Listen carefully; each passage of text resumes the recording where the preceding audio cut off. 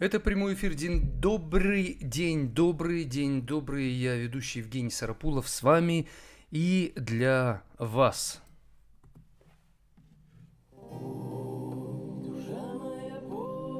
Началось.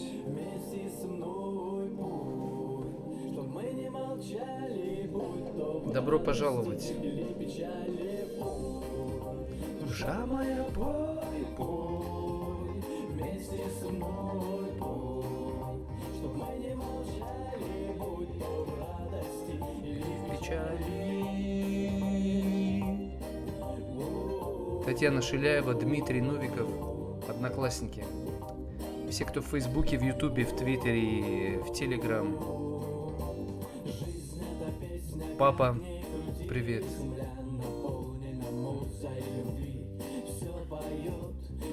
Наталья Вотинцева. Наше сердце ликует, мажорные ноты хлещут из уст, у каждого свой особенный вкус. На следующей неделе мы с вами и сочетание нам подпевает стихия, природа порой создает чистоту настроя. Мы слушаем сердце его, ритм мы подпеваем под регги-мотив.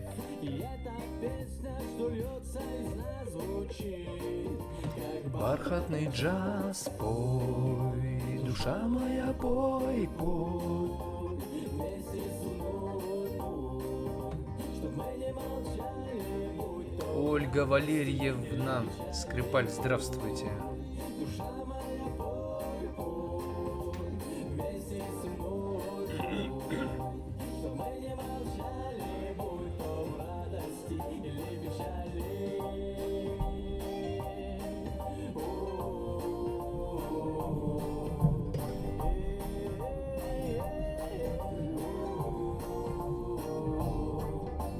Песни разные, как и наша жизнь, иногда вверх, иногда идет вниз, и нас порой нагнетают печали, грусть. И вот сидим мы, скучаем, но в этот час нам помогает Катя, привет.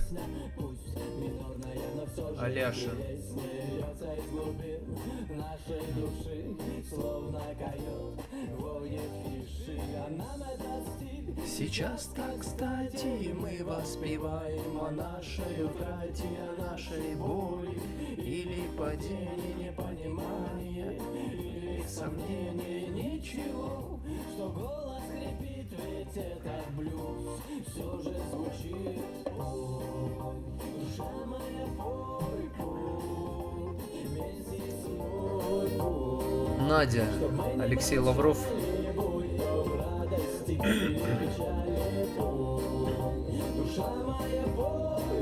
Сергей, доброе утро.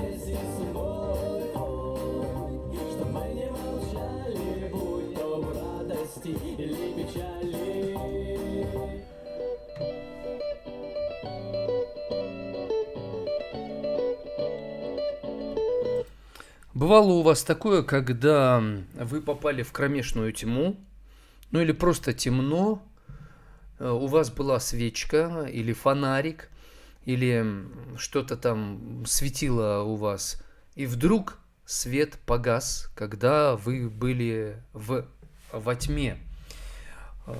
Ужасно, страшно, неприятно, да. Представьте, светильник гаснет не просто во тьме, а среди глубокой тьмы. Это стресс, это страшно, это опасно. Когда светильник гаснет среди глубокой тьмы, ты теряешь возможность ориентироваться. Тем более, когда глубокая тьма. Светильник твой гаснет среди глубокой тьмы.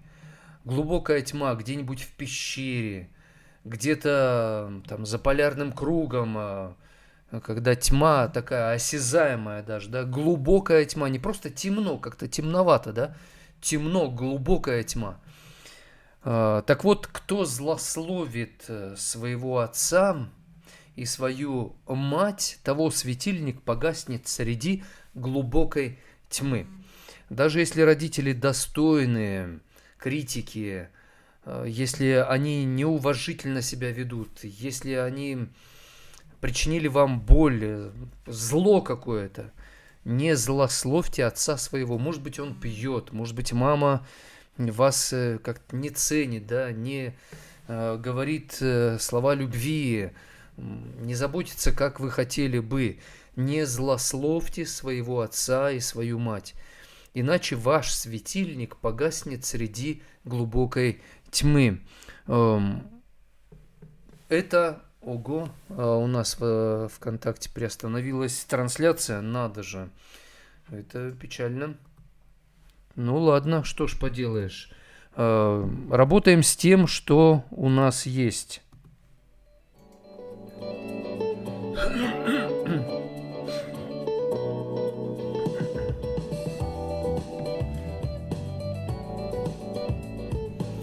Когда у вас возникает желание покритиковать своих родителей или сказать что-то такое едкое, что-то колкое, какое-то зло сказать в отношении родителей, когда они как себя ведут?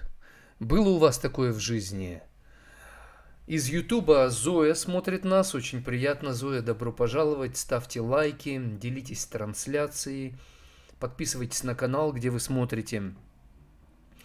Алексей пишет: кто нас вчера заблокировал? Так хорошо размышляли о главном, о котлетках для меня, и вдруг бах, и видео заблокировано. А как же вечные ценности, мои котлетки, к примеру? Я был в шоке. Я разобрался с этим, не знаю, кто это сделал, но видео разблокировали. Мы ничего предосудительного не говорили, не затрагивали какие-то острые темы, такие остро-политические, да, я психолог и не политик. Почему-то заблокировали, но мы разобрались, кого-то там вызвали, с кем-то поговорили, кому-то сказали. В общем, надеюсь, что сегодня наша трансляция будет без этих проблем. Лагает в ВКонтакте. Надя пишет: доброе утро, Евгений, хорошего дня вам, спасибо вам того же. Сергей доброе утро желает. Тамара, Наталья пишет: утро доброе, Евгений, крепкого здоровья, отличного настроения вам, всем доброе утречко. Настроение это как время года. То холодное, то горячее, то теплое, то прохладное. Настроение нужно принимать как погоду. У погоды нет, у природы нет плохой погоды. Каждая погода благодать. Плохое настроение, грустное, печальное, учитесь грустить и печалиться. Вам очень радостно, учитесь радоваться. Вам как-то так, не тепло, не холодно, учитесь быть в этом состоянии, понимать, как жить, а не существовать, и не спешить проходить через это состояние. Валентина пишет: доброе утро, Евгений, самого светлого и доброго всем в этой жизни. Спасибо. Когда у вас возникает желание покритиковать своих родителей, да так вот, знаете, высказать им, как ведут себя родители, когда вам хочется их очень так на место поставить?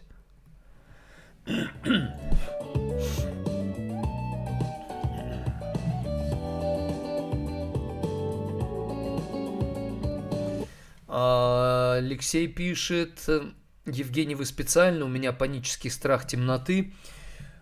Когда паника, это значит, мы на 60% как минимум преувеличиваем то, чего мы боимся. Вам нужно полюбить темное время суток. В темноте мы лучше спим, вообще спим хорошо.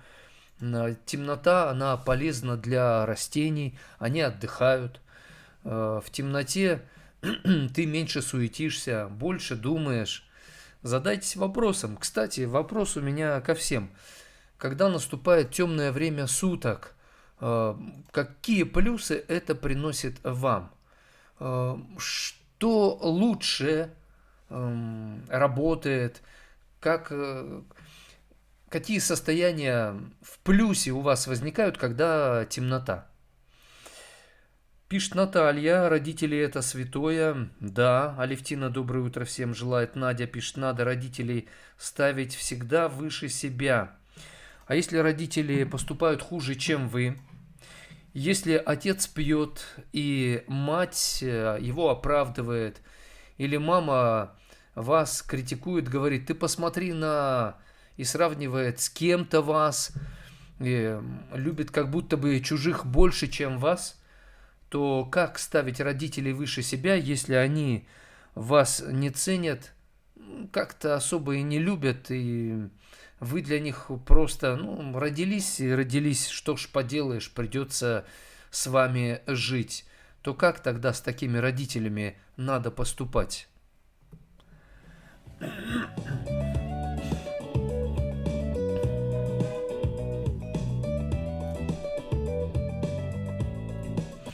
Ну а мы идем дальше. Что такое глубокая тьма? Глубокая тьма – это большие проблемы, реальная опасность, это давление неопределенности. Глубокая тьма – это когда очень мало возможностей видеть, что вокруг, и тем более подальше. То есть глубокая тьма, она и звучит тогда глубокая тьма. Кто злословит отца своего и свою мать, того светильник погаснет среди глубокой тьмы. То есть погаснет, когда реальная опасность, когда большие проблемы, и вдруг гаснет светильник. Наоборот, он тебе нужен, а он гаснет. Почему? Потому что ты злословишь своего отца и свою мать. Давайте тогда и разберемся с этим, почему мы злословим отца и мать, и что значит злые слова говорить по отношению к отцу или матери. Как вы считаете, как это выражается в действиях?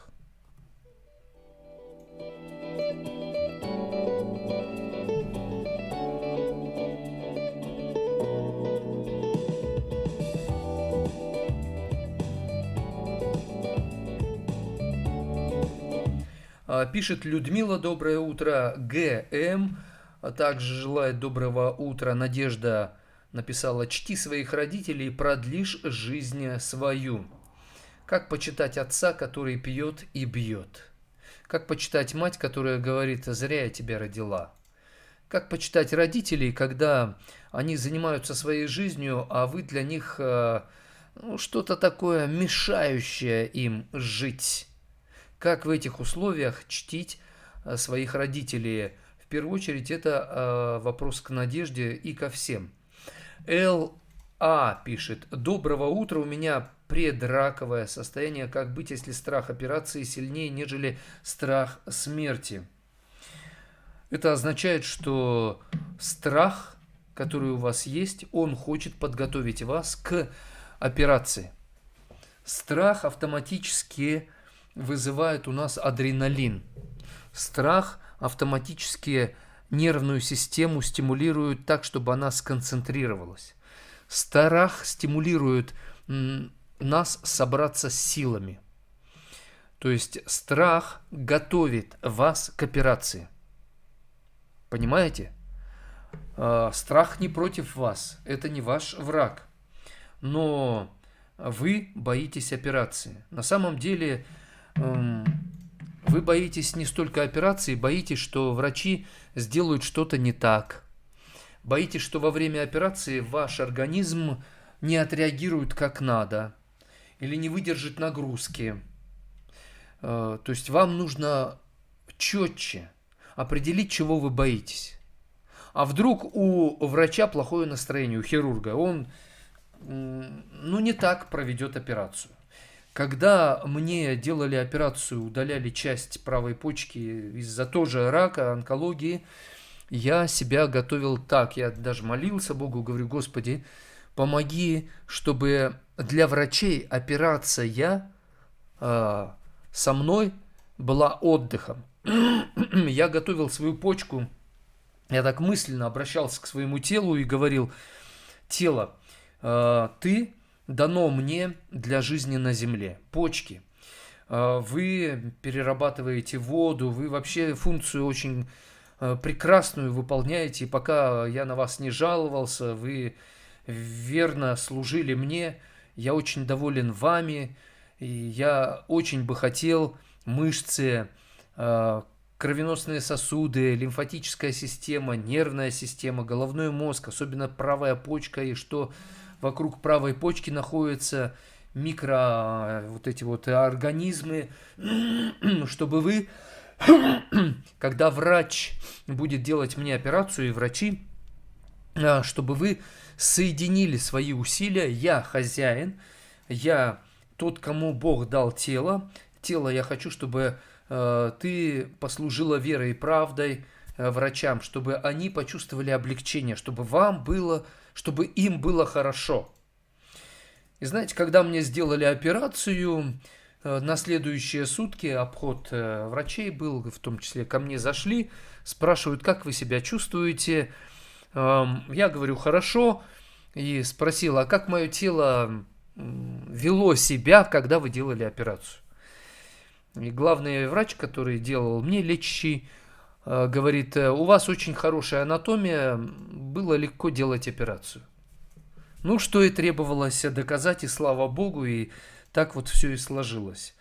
Я очень надеюсь, что помог вам настроиться на преодоление, не на преодоление страха ЛА, а на соединение своих усилий со страхом. Страх не против вас, он с вами и он для вас. Это ваш слуга, верный.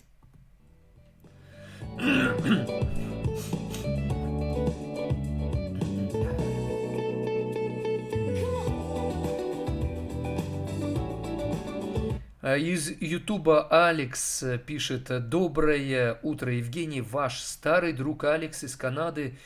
Я увидел трансляцию в Телеграме, но не знал, как там написать. Я не боюсь темноты. Спасибо большое, очень приятно, Алекс. Почему вы не боитесь темноты? Напишите, пожалуйста.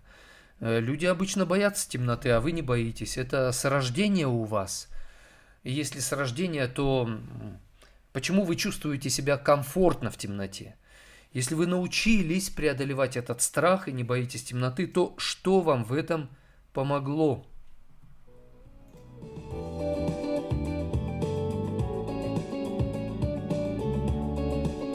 Пишет нам Галина из Запорожья, Украина.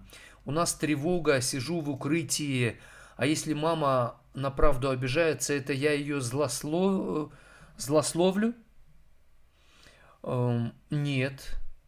Если мама обижается на правду, это возможно, вы пока еще не научились говорить правду ей. Говорить правду – это как приготовить то, что не нравится. Например, перловка может многим не нравиться. Такая как бы безвкусная каша или крупа же, да, перловка это. Крупа, перловка, то есть кирзуха ее называют в армии. Но моя жена умеет ее готовить. И очень вкусная, и мне очень нравится.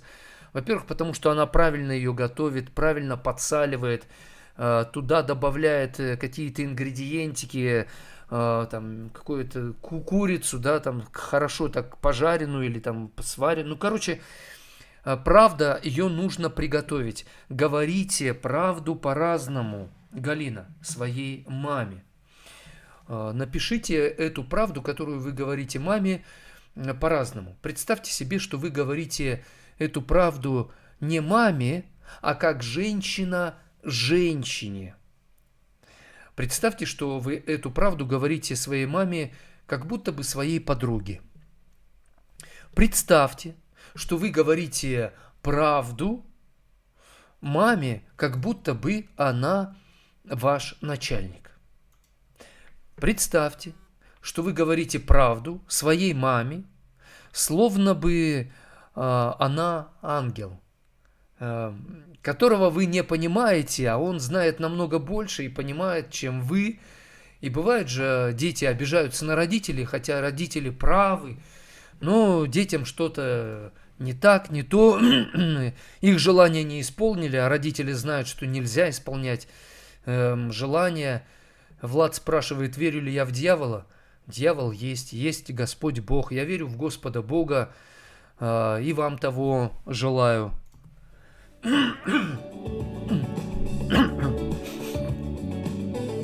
Галина, мне очень приятно, что вы смотрите трансляцию из такого места и задаетесь таким важным вопросом. Я очень рад вам помочь и вдохновлять вас. Пишет Любовь: Евгений, здравствуйте. Почитать родителей нужно не за их заслуги, а по 5 заповеди Божией. Там не написано, что почитать родителей необходимо только тогда, когда они все делают для детей.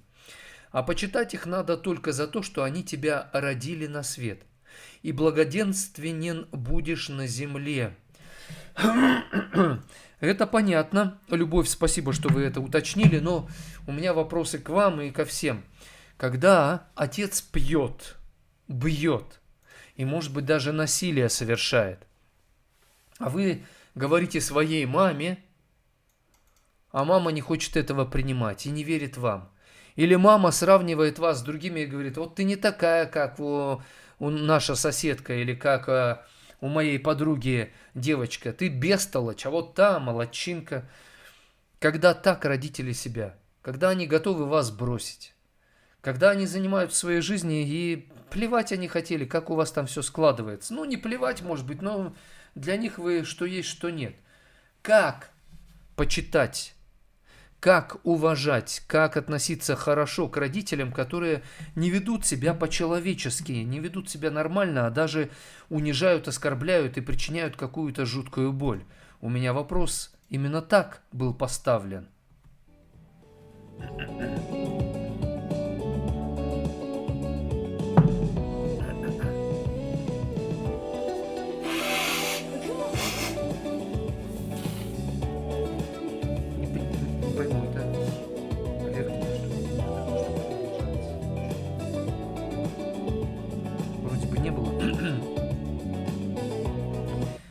Продолжается наша трансляция. Некоторые меня обзывают во время эфира, хотя я стараюсь, прилагаю усилия. Меня это, конечно, уже не обижает, не задевает, но это вызывает у меня чувство жалости к вам, те, кто унижают и оскорбляют меня, потому что вы хлебнете то, что вы сеяли. Я не хочу, но вы пожнете больше зла, чем вы делаете сейчас, потому что ты сеешь, что ты и пожнешь. Ты сеешь оскорбление, как одно зерно, ты пожнешь много зерен. Это же закон, сеется одно зернышко, росточек, а потом много зерен, 10, 20, 30, а то и 100. То есть вы пожнете больше оскорблений, чем я, больше унижений, чем вы унижаете меня сейчас. Мне вас жаль, искренне от всей души. Я даже не хочу вам отвечать тем же, у меня никакого желания нет вас ни злословить, ни проклинать. Я просто знаю, что вам будет плохо. И я не хочу этого, но вы сами себя на это обрекаете. А я знаю, что так работает закон. Закон сеяния и жатвы. Закон бумеранга. И это вернется к вам в неожиданный момент жизни, когда вы этого не ждете, не хотите, и к вам это придет, и вы будете платить такую дорогую цену. И мне вас очень жаль. Моя жалость к вам – это не мысли о том, что вы слабаки. Нет. Но это мысли о том, что это неизбежно работает так закон. Поэтому попросите прощения сейчас. Извинитесь за то, что вы делаете, и отменится это проклятие, которое вы сами на себя навлекаете.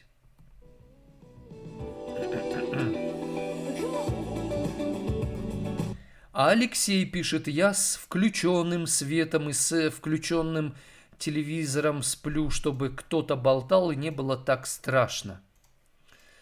Я перед сном всегда молюсь, говорю: Господи, прости мне мои согрешения, пошли ангелов Твоих, которые будут защищать квартиру, в которой я живу, душу мою, жены, детей моих. И спокойно ложусь я и сплю, ибо Ты, Господи, един даешь мне жить в безопасности. Чего и вам желаю, Алексей. Попробуйте вот так поступить. Я ученый, я профессиональный психолог со стажем почти уже 28 лет, 27 с половиной, если быть точным. И я понимаю, что существуют силы, которые мы контролировать не можем. Откуда у вас взялся этот страх перед тьмой? Чего вы боитесь в темноте? Алексей, напишите.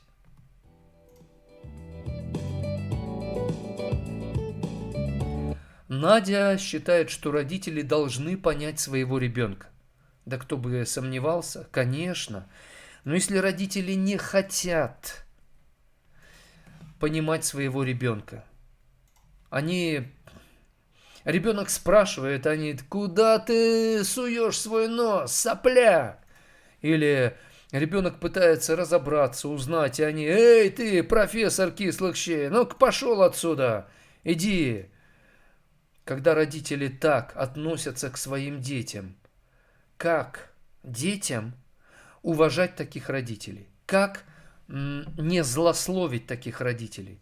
Хотя так, казалось бы, это естественно, да? Вот что делать нам, когда наши родители не ведут себя как родители? А Надя пишет: в темноте я только сплю. Понятно. Я иногда в темноте просыпаюсь, иду в туалет. Мне 54 года, и я понял, почему люди, которым за 50, по ночам встают в туалет. Раньше со мной этого не было, теперь разочек-то я встаю. Да. Вот сегодня проснулся, я встаю в 5 часов 30 минут, у меня стандартно. А сегодня я проснулся в 5 часов 23 минуты. Думаю, в туалет надо бы. Сходил, пришел, думаю, посплю, смотрю, а 2 минуты до будильника осталось. А спать так хотелось. Но зато теперь, когда бывает, вот я ночью просыпаюсь, если у меня сон как-то вот вчера, да, вечером вроде бы уснул и так раз проснулся. Для меня пробуждение это всегда, значит, Бог меня пробуждает, как бы толкает и говорит: помолись. И я про себя о ком-то молюсь. Вот о вас иногда, о некоторых людях конкретных, кого я консультирую. Когда особенно я знаю довольно хорошо жизнь человека, я, естественно, молюсь по-особому, да. И вы знаете, это помогает мне быть профессиональным психологом, еще более качественно оказывать свою помощь. Потому что, естественно, как человек, как профессионал, я делаю все, что от меня зависит. И бывает, работаю с человеком, и процент там 5, например, что-то вот из духовной сферы ему говорю, 95% совершенно из человеческой, профессиональной, научной сферы. Если человек меня просит больше ему давать информации из духовного мира, да, пожалуйста.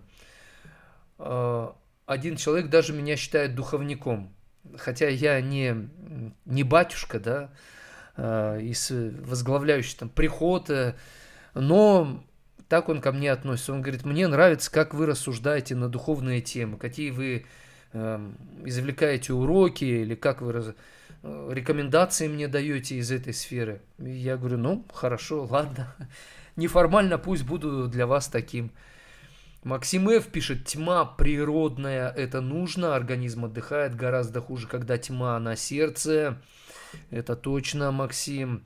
Татьяна пишет: пусть живет как последний день и радуется жизни, как в последний раз. Любите Бога, который ведет твоих родителей. Но у меня, знаете, вопрос-то остается, да, трудно на него ответить, на этот вопрос, когда родители, отец пьет, он бьет, он насилует, такое, к сожалению, есть.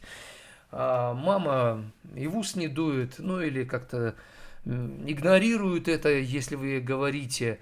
Или мама тоже к вам относится так холодно, прохладно, или что вы родились, что вы не родились, но и нормально, и вы чувствуете это отношение. Или родители хотели мальчика, а вы девочкой родились. Или наоборот, они хотели девочку, а вы пацаном родились, и им это не нравится, и они с этим живут, и вы это слышите или чувствуете.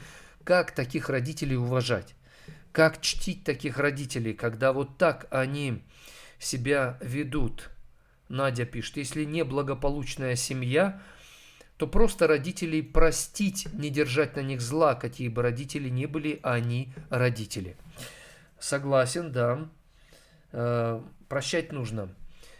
Пишет Любовь. В детстве я обижалась на родителей за то, о чем вы говорите, но тогда к детям почти все так относились. Военное поколение не было сентиментальным. Дети росли сами по себе и в жестком, даже жестоком отношении. Когда в семье происходил тот негатив, о котором вы говорите, даже унижение, униженная и нелюбимая, я в какой-то момент ощущала к ним почему-то огромную щемящую жалость. Вот это здорово. И действительно, вот у меня жалость к тем, кто меня унижает, оскорбляет. Почему? Потому что я знаю, что у них будут проблемы. И жалость, она показывает нам, что мы сильнее. Кто может пожалеть? Сильный. Жалеет слабого. Родители слабы, когда они унижают, оскорбляют, пьют, бьют и что-то еще в этом духе. Они слабы, вы сильнее. И если вы сильнее, тогда защитите своих родителей от того, что они делают. Простите их, чтобы понять, как их защитить. И тогда они почувствуют с вашей стороны что-то особенное. И у них, возможно, начнутся изменения, о которых вы даже не подозреваете. И это то, чего так хотелось бы. И вот это стало происходить. Потому что вы учитесь их прощать за боль, которую они причиняют вам.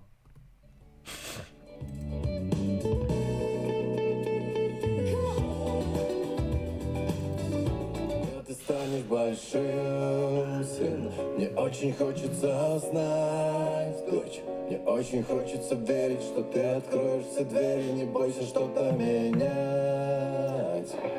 Пойду я отожмусь.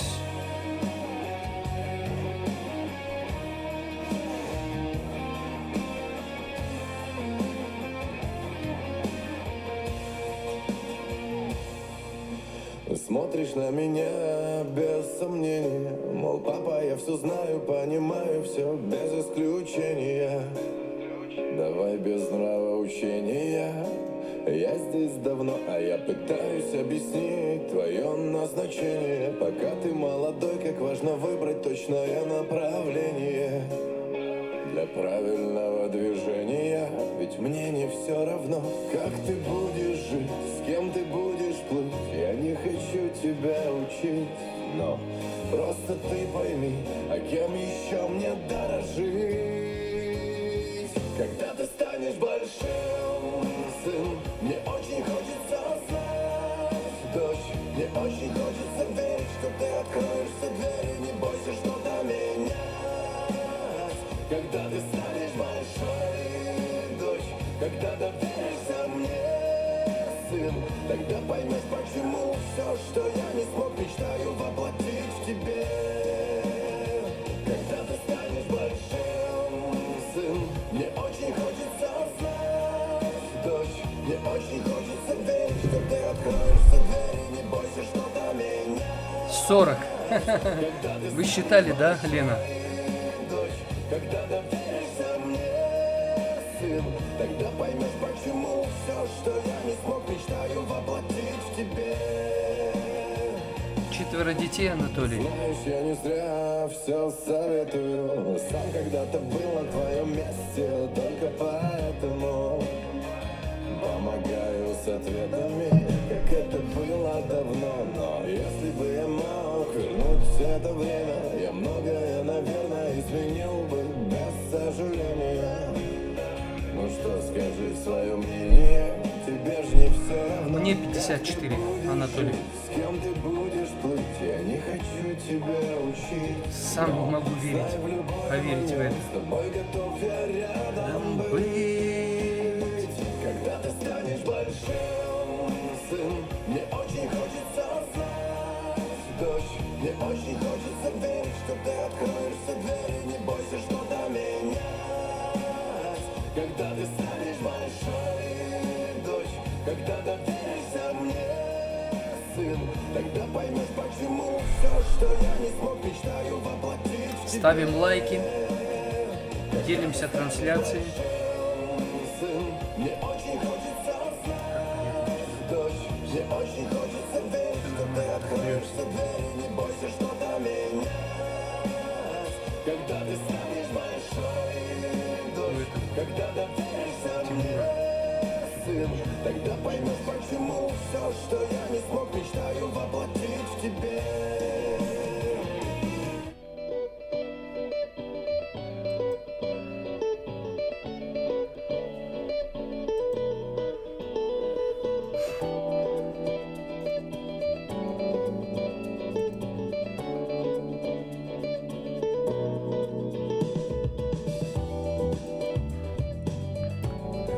Прямой эфир, день добрый, я ведущий Евгений Сарапулов. Мы говорим на тему «Не злословь отца своего и мать», потому что если будешь злословить своего отца и мать, тогда твой светильник погаснет среди глубокой тьмы. Почему мы можем злословить отца и мать? Потому что они ведут себя недостойно, у них вредные привычки, они унижают детей, обзывают, эгоистичные, деспотичные. Что значит злословить отца и мать? Это говорить злые слова. Злые слова – это недобрые, плохие, унизительные, без уважения к родителям. Злословить отца и мать – это значит нарушать заповедь «почитай отца и мать твою, и будет тебе добро, и будешь ты долго жить на земле». Есть еще одна проблема, когда человек злословит отца и мать, он утрачивает связь со своими предками, с самим собой утрачивает связь. Почему с предками? Потому что по генам передается от предков тебе что-то, и ты перестаешь чувствовать вот эту связь поколений. Почему, когда человек злословит отца и мать, он утрачивает связь с собой? С самим собой, потому что в нем течет кровь отца и мамы, гена отца и мамы. То есть ты сам себя не будешь понимать как надо, если будешь злословить и унижать своих родителей. И, конечно же, если человек унижает родителей, их злословит, то он утрачивает связь с Богом, с Творцом, с Всевышним. И это тоже проблема, потому что, это проблема. По сути, он утрачивает связь с реальностью. Такой человек, который злословит отца и мать и не подозревает, что его светильник погаснет в самый неподходящий момент. И это реально серьезно.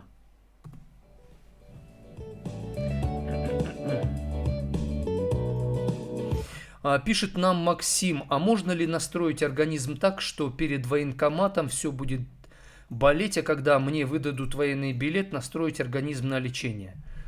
Я в этом не помогаю, не хочу помогать. Валентина пишет, родителей не выбирают.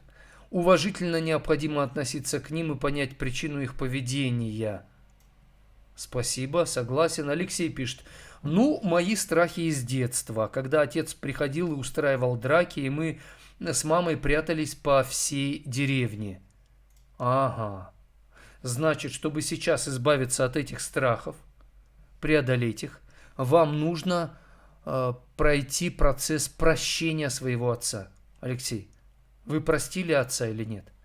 Надя пишет, когда у человека сплошная темнота в жизни, то он ищет огонек или свет в конце тоннеля, и огоньком служит поддержка друзей, родителей и так далее. Вот вы понимаете, да? Если злословит человек отца своего и мать, тогда он теряет поддержку друзей, теряет поддержку со стороны людей. То есть погаснет светильник, это не просто же буквально свет, да?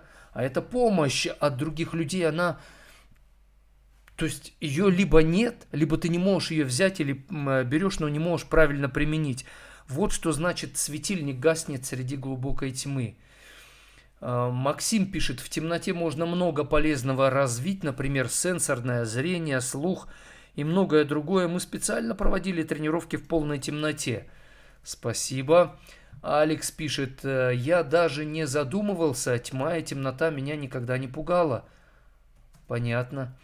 Сергей пишет, у меня золотые родители, оба ушли, мама в 2012, папа в 2022 году, в феврале. Я перед ними в долгу, обижал их, сейчас мучаюсь, а их не вернешь. Но было много хорошего от меня. Но то, что было плохого, меня гложет. Как и что мне делать, чтобы не погас мой светильник, а то я реально угасаю. Но это значит попросить у Господа Бога прощения за свои неправильные действия по отношению к родителям. И принять решение оказать честь своим родителям и в память о них какие-то достичь результаты позитивные, стать полезным для людей и взять все лучшее от отца и матери и применять это в жизни. Вот так. Вы молодец, Сергей, что об этом написали. Ника пишет, здравствуйте, а как вы относитесь к молодежным песням?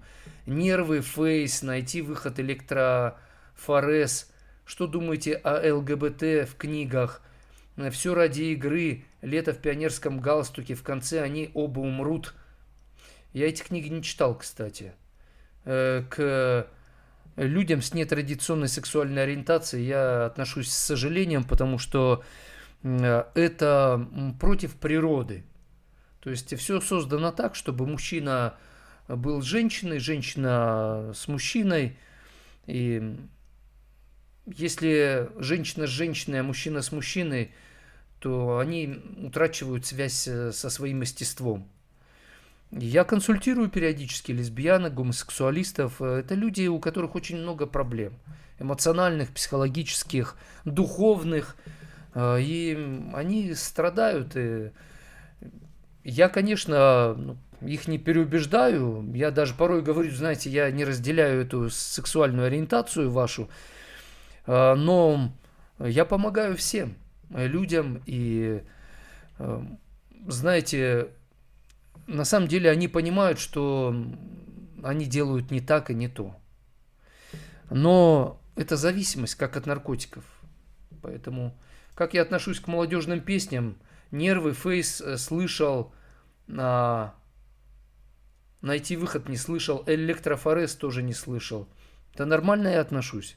Лишь бы слова были нормальные у этих песен. А Людмила пишет, Евгений, спасибо вам за такую тему и за вашу лояльность, вы молодец. И вам спасибо, слава богу. Алекс пишет, я прожил 13 лет в Израиле, испытал ребенком страх тревоги и войны. Может быть, это меня закалило? Да. Но закалила не сама война. Вы научились правильно относиться к бомбежкам, к взрывам, к опасности. То есть вас кто-то этому научил, и вы сами. Чему вы научились, слыша тревогу, что сейчас начнется бомбежка? Ведь вы чему-то научились тогда. Чему? Алексей пишет, скорее я его простил, отца. Я просто не могу понять, почему он не дал мне возможности простить его при жизни. А потому что он был слабый, потому что он сам не простил своего отца, возможно. То есть он был в уязвимом состоянии. И он был очень слаб душой, морально. Поэтому он так себя вел. Лидия пишет, вы с дураками не обращайтесь, а то нам портит настроение. Я понял. Ирина, но я и дуракам хочу давать шанс, потому что они тоже люди. Ирина пишет, Евгений, доброе утро, спасибо за ваши эфиры, слава богу, и вам спасибо.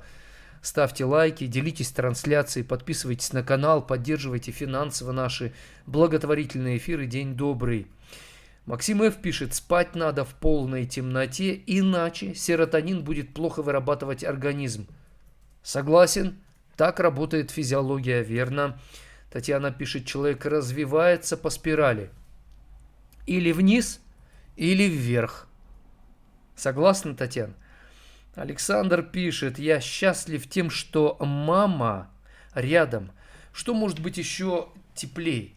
Ее волос я глажу пряди, и взгляда нет ее нежней. Ого, как красиво вы высказались. Надя пишет, если боимся темноты, значит мы боимся заглянуть в свою душу. Думаю так. Да, вы знаете, есть такая взаимосвязь. Спасибо, Надя. А чего мы боимся в своей душе? Грешных мыслей, темных чувств, каких-то гадких эмоций. Надо это признавать все прямо и избавляться от этого. И действительно, тогда мы начнем управлять чувством страха в темноте. Так оно работает.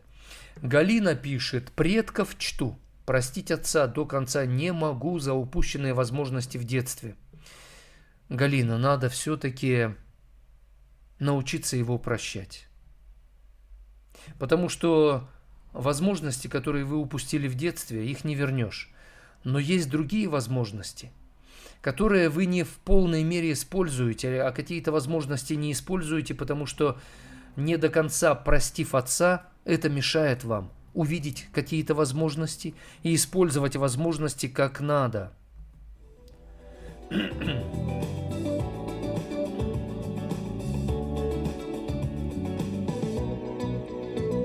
Татьяна пишет, насилует отец, значит в той жизни вы были его женой.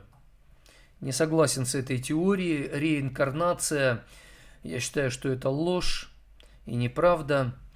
Тансу пишет, а я люблю в темноте смотреть на звезды и мечтала только о хорошем, но сейчас этого нет, сейчас просто падаю, ходя до кровати. То есть вы сильно устаете.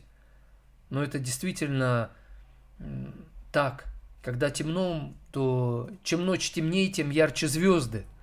Действительно, темнота помогает нам, она создает условия видеть далекие красивые звезды, небо, вселенную.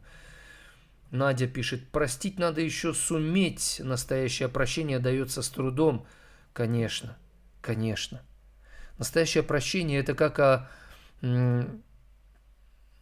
как добиться результата в чем-то. Придется потеть, пыхтеть, тренироваться. Прощение – это тренировка. Максим пишет, мой товарищ сдал отца алкоголика в психушку на лечение. Очень сильно переживал, но через месяц отец вышел и сейчас уже 13 лет не пьет. О, видите, не знал, что делать, но все-таки смог ему помочь. Молодчага. Наталья пишет, у каждого человека есть грехи. Точно, да. И эти грехи прощает Бог. И Он послал Христа, Мессию, который умер за грехи людей, чтобы всякий верующий в Него не погиб, но имел жизнь вечную. Это мега важная новость на все времена. А Александр пишет, я мог злословить по молодости, теперь многое осознал. Хорошо, что до вас дошло, и вы вернули свои слова обратно, да? Плохие слова в сторону родителей. Баха пишет, Бог не предаст. Я знаю одно, мать может предать, оставить на мусорке, отдать в детдом, а Бог нет. Так и есть, да. Если мать оставит грудное свое дитя, то я тебя не брошу, говорит Всевышний, да. Лариса пишет, почему ребенок уже 18 лет не любит дневной свет, раздражает, завешивает окна днем, потому что что-то было связанное неприятное с дневным светом. Надо с ним поговорить. И, может быть, он даже не вспомнит, но почаще вскользь, не прямо говорите о свете. Свет разный есть. Лампочки, солнечный свет, свечи, фонарика. Поговорите об этом свете. Посмотрите, как он рассуждает об этом. И, возможно, эти разговоры, они сами по себе начнут подталкивать вашего ребенка не так раздражительно относиться к свету дневному. Анатолий пишет, а почему этому не учат в школе? А как вы думаете? Потому что за это не платят. Потому что за вечные ценности не платят, когда им этому учат. На этом мы заканчиваем первый час нашего эфира. Во втором часе поговорим на тему «Как применять силу милосердия и правды», когда в мире, как в джунглях, выживает сильнейший, казалось бы, как в этом мире проявлять силу, как применять силу милосердия и правды, чтобы тебе не сели на шею, и ты получал много доброго, правильно применяя милосердие и правду. Об этом мы поговорим вместе с моим папой. И сообщения, которые вы сейчас присылаете, на которые я не ответил, я начну с этих сообщений, и мы вместе с папой на них отреагируем. Ставьте лайки, делитесь трансляцией, поддерживайте нас финансово, подписывайтесь на канал, где вы смотрите наш эфир. Да неумолима судьба, океан печали глубок. Но когда Забываешь себя, о тебе вспоминает Бог. назван или нет, он Он здесь. свет, что не гаснет с начала времен. Это мгновение все, что у меня есть. И не вспомнить уже ни одно из имен. Слово сказано, слово сгорает дотла. Переплетены, не распутать радость и грусть. Покровы падают, падают, нет им числа. В присутствии той, что знает меня наизусть. Да неумолима судьба, океан печали глубок. Но когда забываешь себя,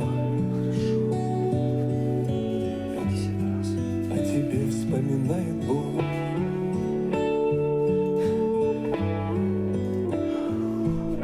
И видите, одышки нет, да? Это же... Назван или нет, он здесь. Дальше, чем смерть, ближе, чем боль. Стопы резко нельзя. Почему? Умрешь, но не весь. Солнце приходит, за морем остается лишь Бокертов. да неумолима судьба. Океан печали глубок. Но когда забываешь себя, О тебе вспоминает Бог.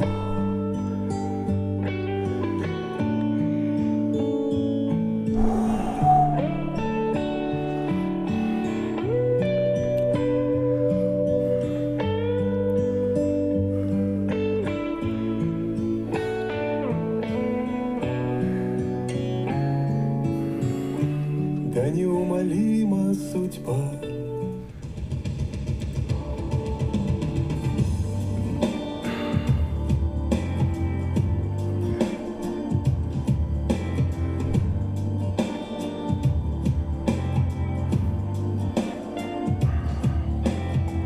Рваные годы, белые воды, да в непогоду серое небо на паперти тихо горит свет изнутри.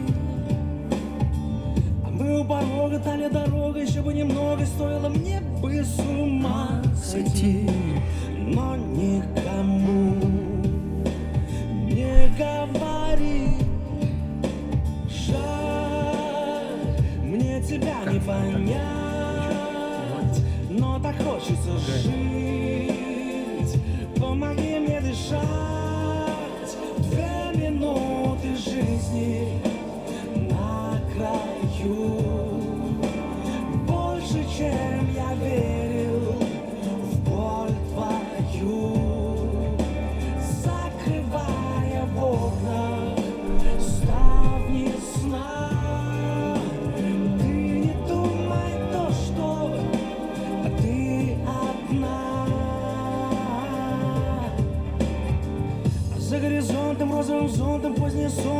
исчезнет, отключится. Братья мои, сестры мои, оглянитесь назад, ведь вперед заглянуть не получится. Заново мир не сотворить. Жаль, Таскира. ты не можешь понять. А кто-нибудь знает, где Галюня? Это выше меня.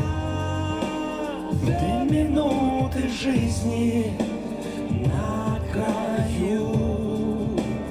Больше, чем я верил в боль твою.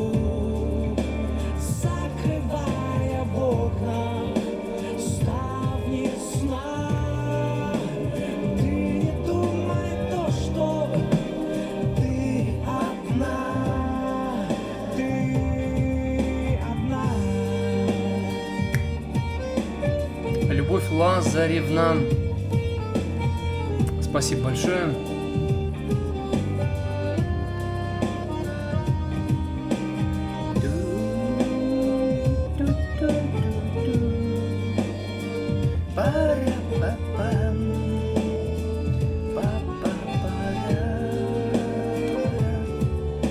Жаль, мне тебя не понять, но так хочется жить. Помоги мне дышать. 2 минуты жизни на краю.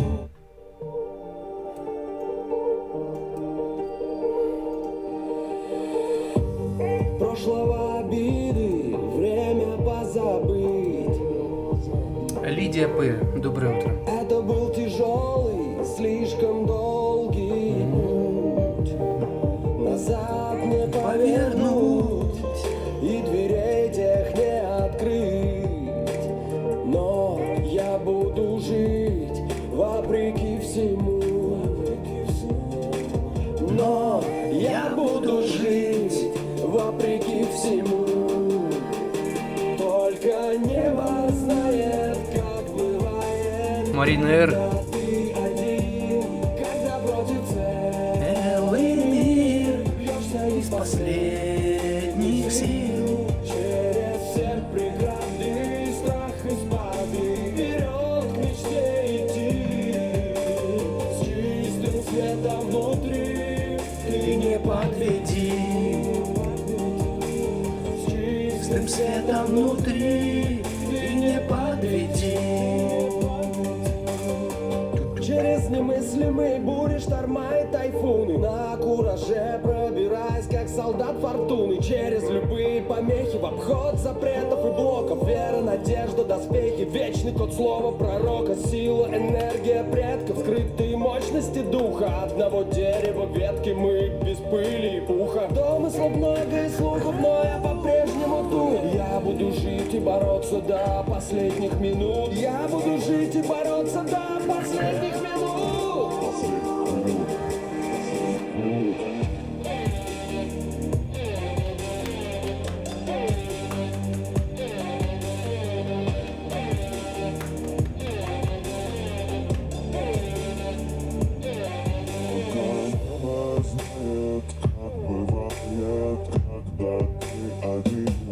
Только небо знает, как бывает, когда ты один.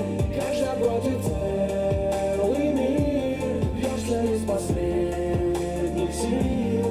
Через все преграды, страх и спады, вперед к мечте идти. С чистым светом внутри ты непобедим. Наталья Владимировна. Ну, Галюня просто старинный наш. Так, скоро будет звонить наш папа, мой папа, наш папа,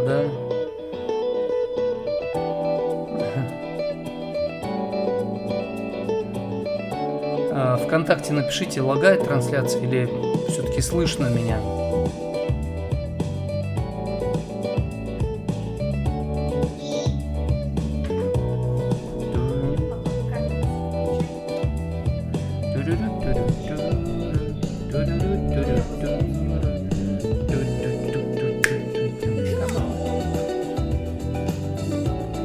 Прямой эфир «День добрый» продолжается. Это четверг, и в этот день всегда мой папа Владимир Алексеевич, а я, кстати, уже замечаю последние эфиры, я говорю, наш папа сейчас уже будет на связи. Вот это интересно, да? Говорю не просто мой папа, а наш папа. Наш папа, привет. Привет, привет. Да, мы в первом часе говорили на тему из притчи «Кто злословит отца своего и мать, того светильник погаснет среди глубокой тьмы». Я предлагаю сейчас вместе ответить на комментарии из первого часа, на которые я не успел ответить, а потом мы перейдем к нашей теме, как правильно применять милосердие и правду в жизни, где кажется, что джунгли выживает сильнейший, а милосердие считается слабостью, а правда считается чем-то хорошим, но не работающим. Итак, Наталья написала, когда кому-то рассказываешь о плохом поведении родителя, это будет злословием о своих родителях или нет? Я думаю, что, скорее всего, да, чем нет. Потому что не говорить о том, что там родители неверно делали, это не значит ведь лгать. А говорить правду о том, что они делали, мне кажется, лучше об этом и помолчать. Зачем разносить дурную славу? Потому что когда-нибудь придет время и вспомнят, да, ты родителей своих не почитала, ты не уважала. Поэтому, мне кажется, есть вещи в нашей жизни, про которые совсем не обязательно говорить на весь мир. Я так думаю. Угу. Спасибо. Баха, так себя назвал наш зритель, спрашивает, а что делать, если постоянно рядом предатели? Я добрый, душу отдаю, а сталкиваюсь с предательством. Вот, кстати, вот к теме, как применять милосердие, когда тебя предают, потому что милосердие – это ты принимаешь решение простить. Ну, я не знаю, почему у нас такая странная тяга к обобщениям. Вообще обобщение – это удел гениальных людей. Когда на очень малом массиве фактов, на очень незначительном количестве фактов, они делают правильное обобщение. Мы люди простые, в том смысле, что мы не гениальные с вами люди. Ни Бах этот, ни я, ни ты. Поэтому давайте не будем торопиться делать такие обобщения. Кругом одни предатели. Угу. Но предполагается, что Баха сам не предатель. Значит, одного предателя среди этих людей уже нет. Ну, порадуемся, что Баха не предатель.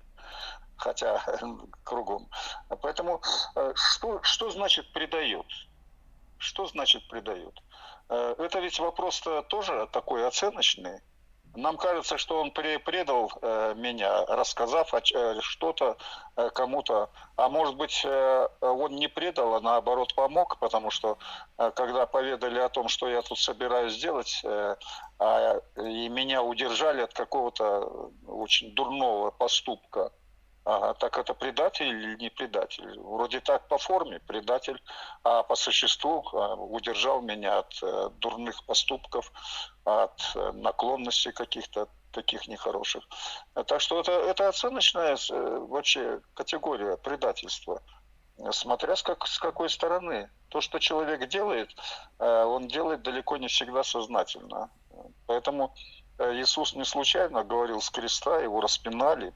Это надо себе представить.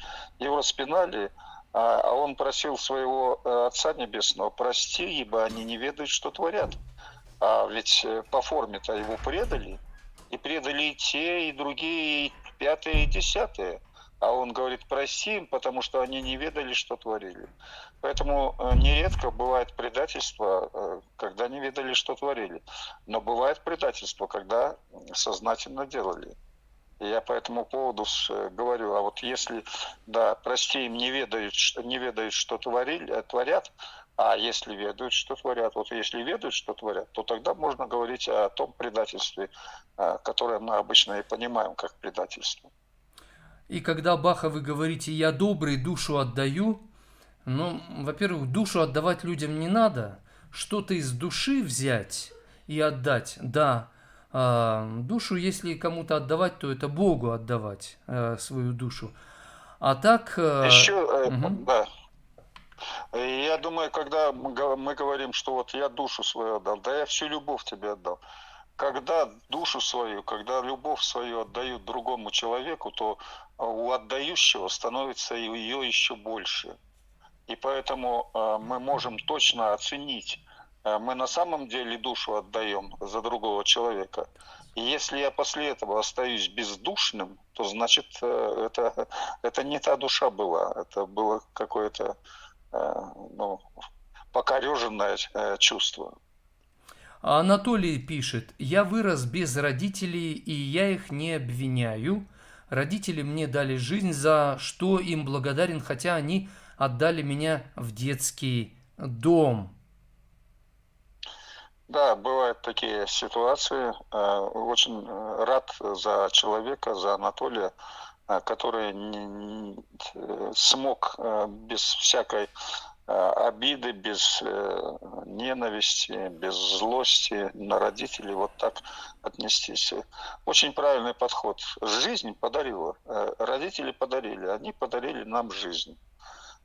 И очень здорово. Я как-то проводил один эфир, приводил пример одного профессора, которого вот так тоже все побросали, и он оказался в детском доме. И вот он говорил перед студентами, говорит, вот повезло мне или не повезло. И начали анализировать, что было бы, если бы он остался с родителями, как сложилась бы его судьба. И он, конечно, говорит, я бы не стоял за этим профессорским столом здесь у вас. А то, что отдали в детский дом, оказалось, что это самый выигрышный вариант. Так что неизвестно, кому повезло. И тут можно сказать, что вольно или невольно этот врач проявил милосердие к своим родителям, он их простил, он не стал их злословить. И в итоге это милосердие его наградило еще большими возможностями, нежели если бы он с родителями был, и там могло бы быть более-менее нормально. Я вот совершенно убежден в том, я не просто верю, я просто убежден в том, что там, где человек проявляет милосердие, там он, скорее всего, получает Божье благословение. Как правильно тогда применять милосердие, чтобы быть уверенным, что оно действительно принесет пользу? Потому что люди, бывает, прощают, потом устают, срываются, говорят, это все не то, не работает это. Как применять, чтобы видеть, что это работает? Ответ, мне кажется, находится в самом слове. Слово «милосердие», оно очень интересное. То есть «милое сердце». То есть, когда мы говорим «милый человек», это почти то же самое, когда мы говорим «милая женушка моя», мы тем самым говорим «любимая женушка моя». То есть «милый» — это синоним любви. Синоним любви. А милое сердце — это сердце любящее. Любящее сердце всегда превыше всего ставит другого человека. Человека ставит неправду, несправедливость, не там гнев справедливый, там, ну и так далее, много чего. Оставить человека превыше всего. Что из этих всех способов, которые я имею сейчас право применить, включая до мщения какого-то там, до гнева, да, хотя Господь говорит, мне это мщение я буду воздавать, но мы люди, нам самим хочется вот тут и сейчас. Но когда мы это делаем, мы достигаем, может быть, по человеческим меркам и справедливости. Но на самом деле, это не та правда, которая нужна. Правда состоит в том, что человек превыше всего. Когда Иисус в спорах с фарисеями очень часто, он вообще совершал чудеса в субботу. Мгм. Вот он провоцировал вот этих людей, которые знали закон Божий, ну, замечательно, они знали. Ага. Он говорил, закон Божий состоит в том, что человек превыше субботы.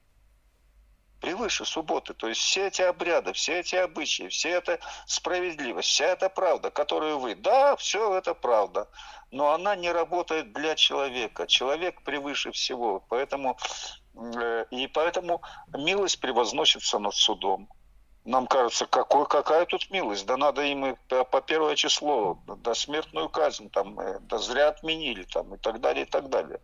А Господь говорит, милость превозносится над судом, потому что до последнего вздоха человек имеет возможность выбирать между Царством Небесным и адом.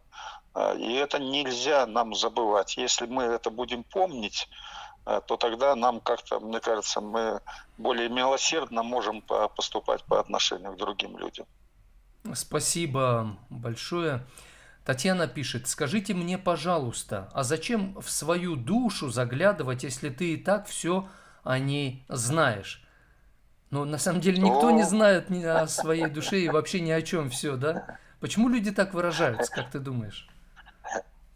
Я живу 75 лет, и часто я себя ловлю на том, что стоп, я начинаю копаться в своей душе, и я себя останавливаю, потому что я до таких глубин могу там докопаться, что я ужаснусь, что в моей душе там есть. Поэтому душа это тайна, которая открыта для Бога, но сокрыта для людей. Но свою душу надо узнавать. Надо все-таки не самокопанием заниматься, а исследованием своей души, чтобы обнаруживать, что есть вот такие-то достоинства.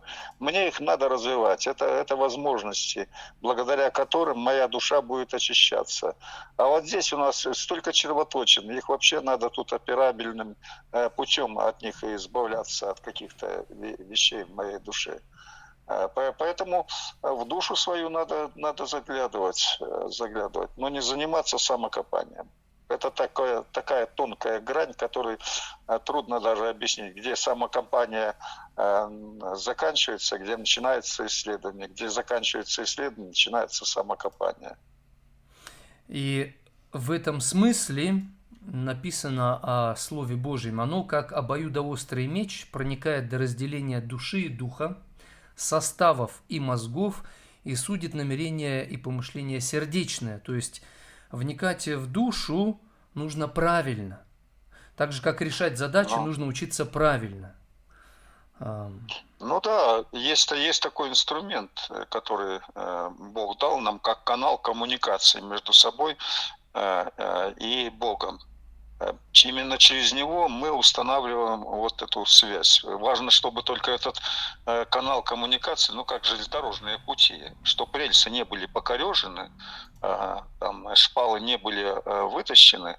То есть надо наблюдать за своей совестью. Совесть это и есть вот этот канал общения с Богом, и поэтому, когда мы говорим, надо вот в себе посмотреть на свою душу, то надо посоветоваться тут с Богом-то, а стоит ли мне вот этим сейчас заниматься, именно сейчас вот этим заниматься, именно вот в этой ситуации.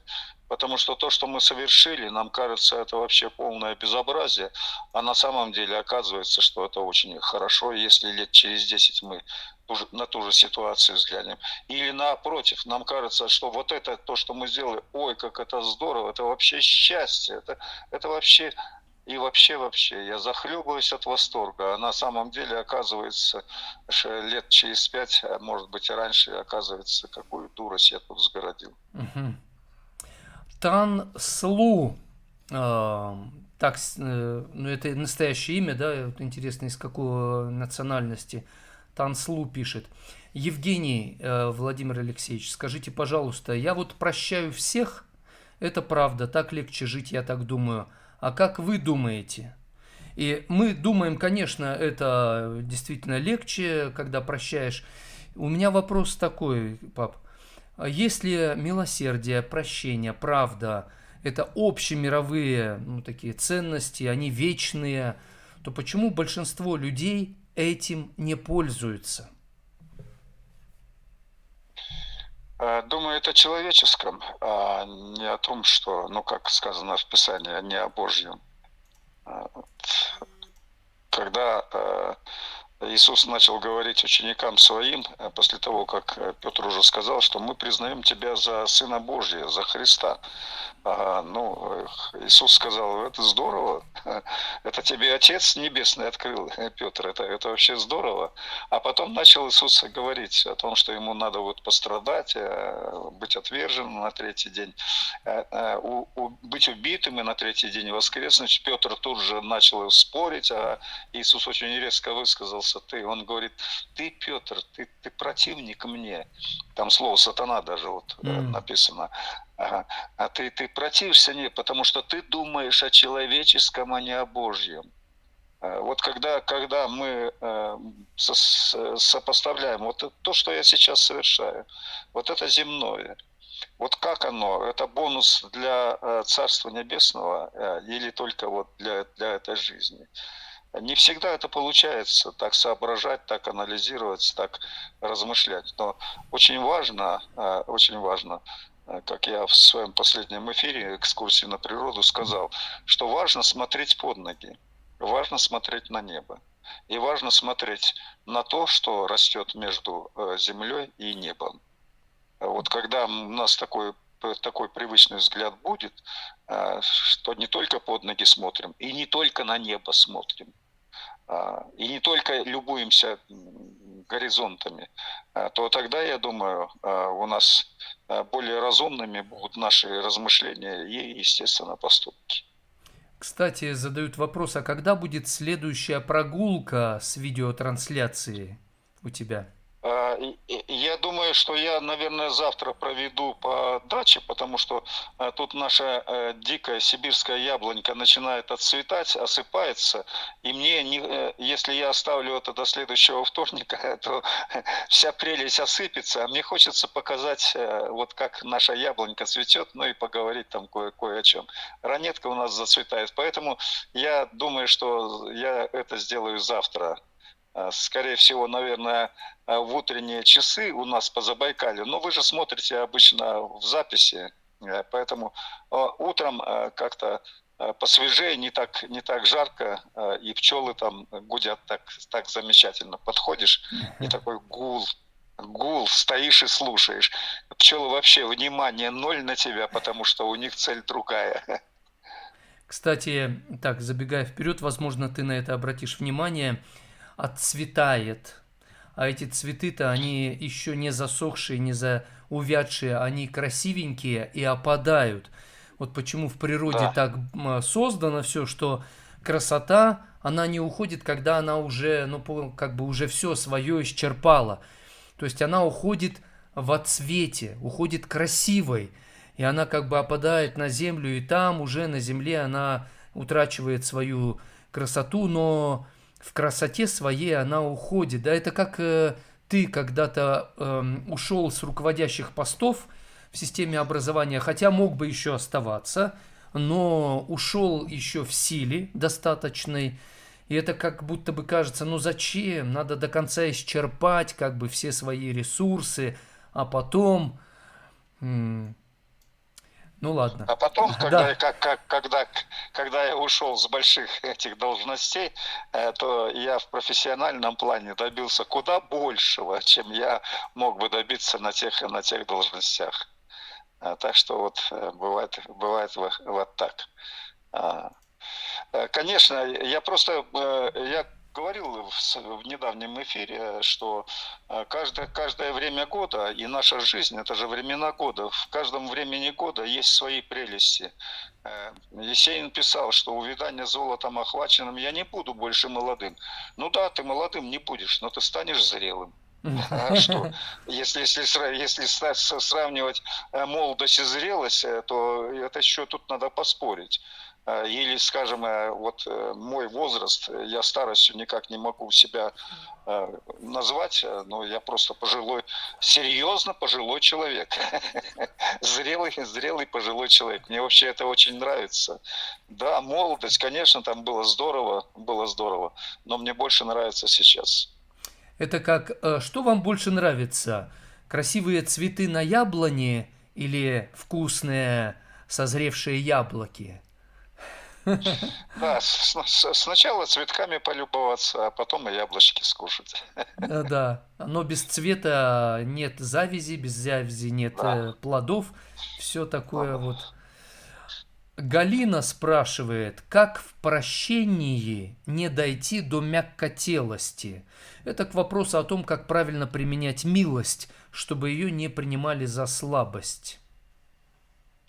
Да, здесь вообще очень много людей склонны э, человека прощающего считать за человека слабого. Мгм. Но здесь бывает и наша ошибка тех, кто прощает. Мы должны простить, но человек должен понести какую-то ответственность. Я не говорю наказание. Совсем не обязательно наказание, но он должен ответить за то, что он совершил. То есть, если человек не хочет признавать свою ошибку, мы можем простить. Это наше право. Нам самим, как заявил вот один из наших слушателей, нам самим легче от этого. Но я прощаю этого человека, но я дальше с ним, наверное, дел иметь не буду, потому что это человек, который не хочет осознавать свои ошибки. Мне с ним строить дальше отношения сложно. То есть мое прощение, оно должно сопровождаться еще и тем, что я должен вообще помочь тому человеку осознать, за что я его прощаю, а не просто так. Да ладно, я прощаю, я всех прощаю. Говорит легко, на самом деле здесь прощением вообще даже и не пахнет. Прощение это когда в моей душе не остается обиды на этого человека. Я понимаю, что жизнь его доконала. Я не знаю что. Начальство его довело. Ага, дети там непослушные, там жена разлюбила там, или муж там разлюбил. Да, в общем, сложился целый ряд обстоятельств, которые вынудили его на это. Я понимаю ему, я ему сочувствую, я ему сострадаю, и потому я его прощаю. То есть вот прощение это не само по себе, а оно с чем-то таким добрым связано. Спасибо, что вы задаете такие вопросы. И это тоже к вопросу о том, как правильно применять. Это к вопросу о том, как правильно научиться решать задачи. Если мы решаем задачу неправильно, то мы разочаровываемся в том, что мы применяем, и не чувствуем силы. Это так же, как я помню, учился играть на гитаре. Мама моя была знакома с директором училища культуры, а там был профессиональный гитарист.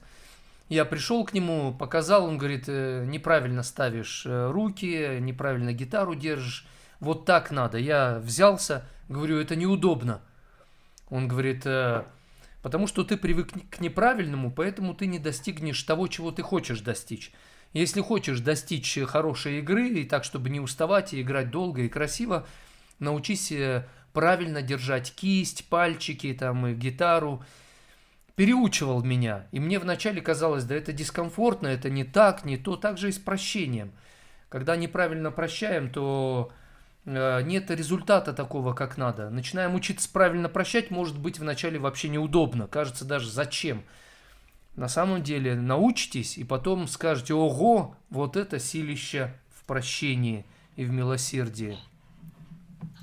Это верно. Это вообще ты вплотную подошел к вопросу о том, что такое правда. М, Ага, правда, под правдой мы понимаем какую-то норму. Но если у нас приняты вот такие нормы, то это правда. То есть правда тут справедливо. Если мы поступаем вот так, то мы поступаем по справедливости, мы поступаем по правде. А скажем, в рамках других норм у другого народа, там приняты другие какие-то нормативы, и там тогда другая, там по правде, это по-другому. м, Поэтому правда и справедливость – это такие категории, которые называются общечеловеческими, но их представление, их содержание наполняется законами, ментальностью, психическим складом людей и так далее, и так далее. Правда была, например, несколько тысяч лет назад, правда состояла в том, что рабы должны быть, это нормальное явление, они должны работать на м. господ. Как я заметил вот в последнем своем эфире на экскурсию, я вспоминал, что Пушкин вот лето не любил, потому что зной, комары да мухи, как он писал, ага, одни поздней осени, говорит, бронят обыкновенно, а мне она мила, читатель дорогой. Я говорю, Пушкин был дворянином, он сено не косил. А я сено косил, и мне вот этот запах подсыхающей травы, он меня всегда будоражил. Это один из самых лучших запахов земли, который я вообще знаю. Как пахнет подсыхающая трава. А он этого нет, он же этим не занимался. Так что все по-разному. Вот это мы ущипнули великого Да, поэта. да. Пишет нам Зоя. Я родилась, потому что отец не разрешил делать аборт маме. И все мое детство прошло в критике и отвержении мамы меня. Все было для брата. После того, как Иисус нашел меня, я стала благодарить маму за то, что она меня родила. Ей 85 лет, и только последние 2 года она стала благодарить Бога за то, что родилась я. Вот эта Слава история. Богу. Да. Слава Богу. Это здорово. Это спасибо Вот большое, Зоя. видите, да, вот в этом и состоит сущность почитания родителей. Да. Это не значит, что я вот рассыпаюсь перед ними в любезности, и даже помогаю там. Не это главное. А главное, что принятие своих родителей, смирение, вот, которое есть в сердце, оно дает свои плоды. Слава Богу, что мать дожила до такого возраста, когда она смогла сказать «Слава Богу». Когда я консультирую людей, у которых что-то было тяжелое с родителями, обычно даю задания, и мы разбираемся, что передалось от папы, что от мамы. Выясняем это, хорошее, и это проявляется в отношениях с людьми, в жизни в целом, в работе. И потом говорю, они вам сознательно это не передавали, они даже вас не учили этому, но вы это применяете, потому что у вас это есть, и это передалось от них.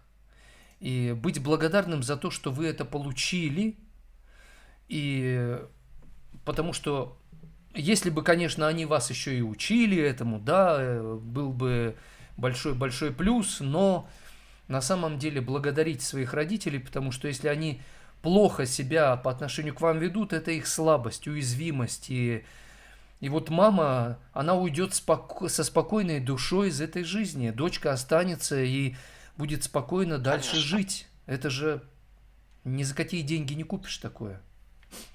Это верно, это верно. Поэтому я очень благодарен вам за то, что вы так научили чтить старших вообще. И мама учила чтить тебя. И сейчас, когда вот между вами возникали там сколько-то лет назад какие-то конфликты, вы учились друг с другом быть. И меня вообще не расстраивали эти конфликты, которые между вами были, но вы преодолевали их. И это А мои дети так вообще они ничего почти не видят такого плохого. Им вы вообще нравитесь сильно-сильно. И они вчера или позавчера мы говорили с Лизой в частности. Она говорит, ой, я бы очень сильно хотела, чтобы мои дети увидели дедушку и бабушку, чтобы они с ними пообщались. Вот. Танюшка написала по поводу вот моей экскурсии, ей очень понравилось. Она сказала, что у меня вот мечта, чтобы приехать с детьми к вам, к вам на дачу, вот за Забайкалье, посмотреть природу. Я написал, что мы с бабушкой будем очень стараться жить. Да, да, это очень мило, и это реальное благословение из уст внучки нашей младшей дочки Татьяны. Конечно. Галина пишет, Евгений Владимир Алексеевич, простите, скажу не в тему. Говорят, что диабет у тех, кто чувствует страх перед вышестоящими и надменность перед нижестоящими. В Индии он распространен из-за сословности. А что вы об этом думаете? Я просто считаю, что тут прямой зависимости нет, но это может быть вот фактор такого страха. Страх вообще ослабляет иммунитет организма. Организм слабеет от страха, от какой-то зависимости. Все в теле связано. Дух, душа, тело, то есть соматика. Все связано друг с другом. Но одно другому способствует. Вот просто одно другому способствует. Скажем, может идти дождь спокойно, нормально, а может подняться в это время ураганный ветер, и дождь вообще превратится в ужасный такой ливень. То есть как бы ветер сопутствующий фактор, но он внес вот такое. Но прямой зависимости я здесь вот то, что вот это самое главное, я не вижу. Здесь генетика раз, питание два, атмосфера три, собственное отношение человека к здоровью самое главное. Да.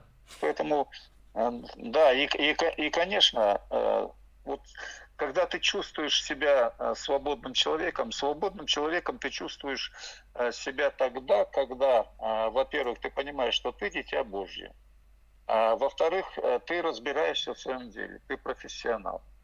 И даже если у тебя отношения с начальством никакие, ты можешь всегда встать, не хлопая дверью, встать и уйти, потому что у тебя руки золотые или ум у тебя очень хороший там. Но ты многое умеешь как профессионал.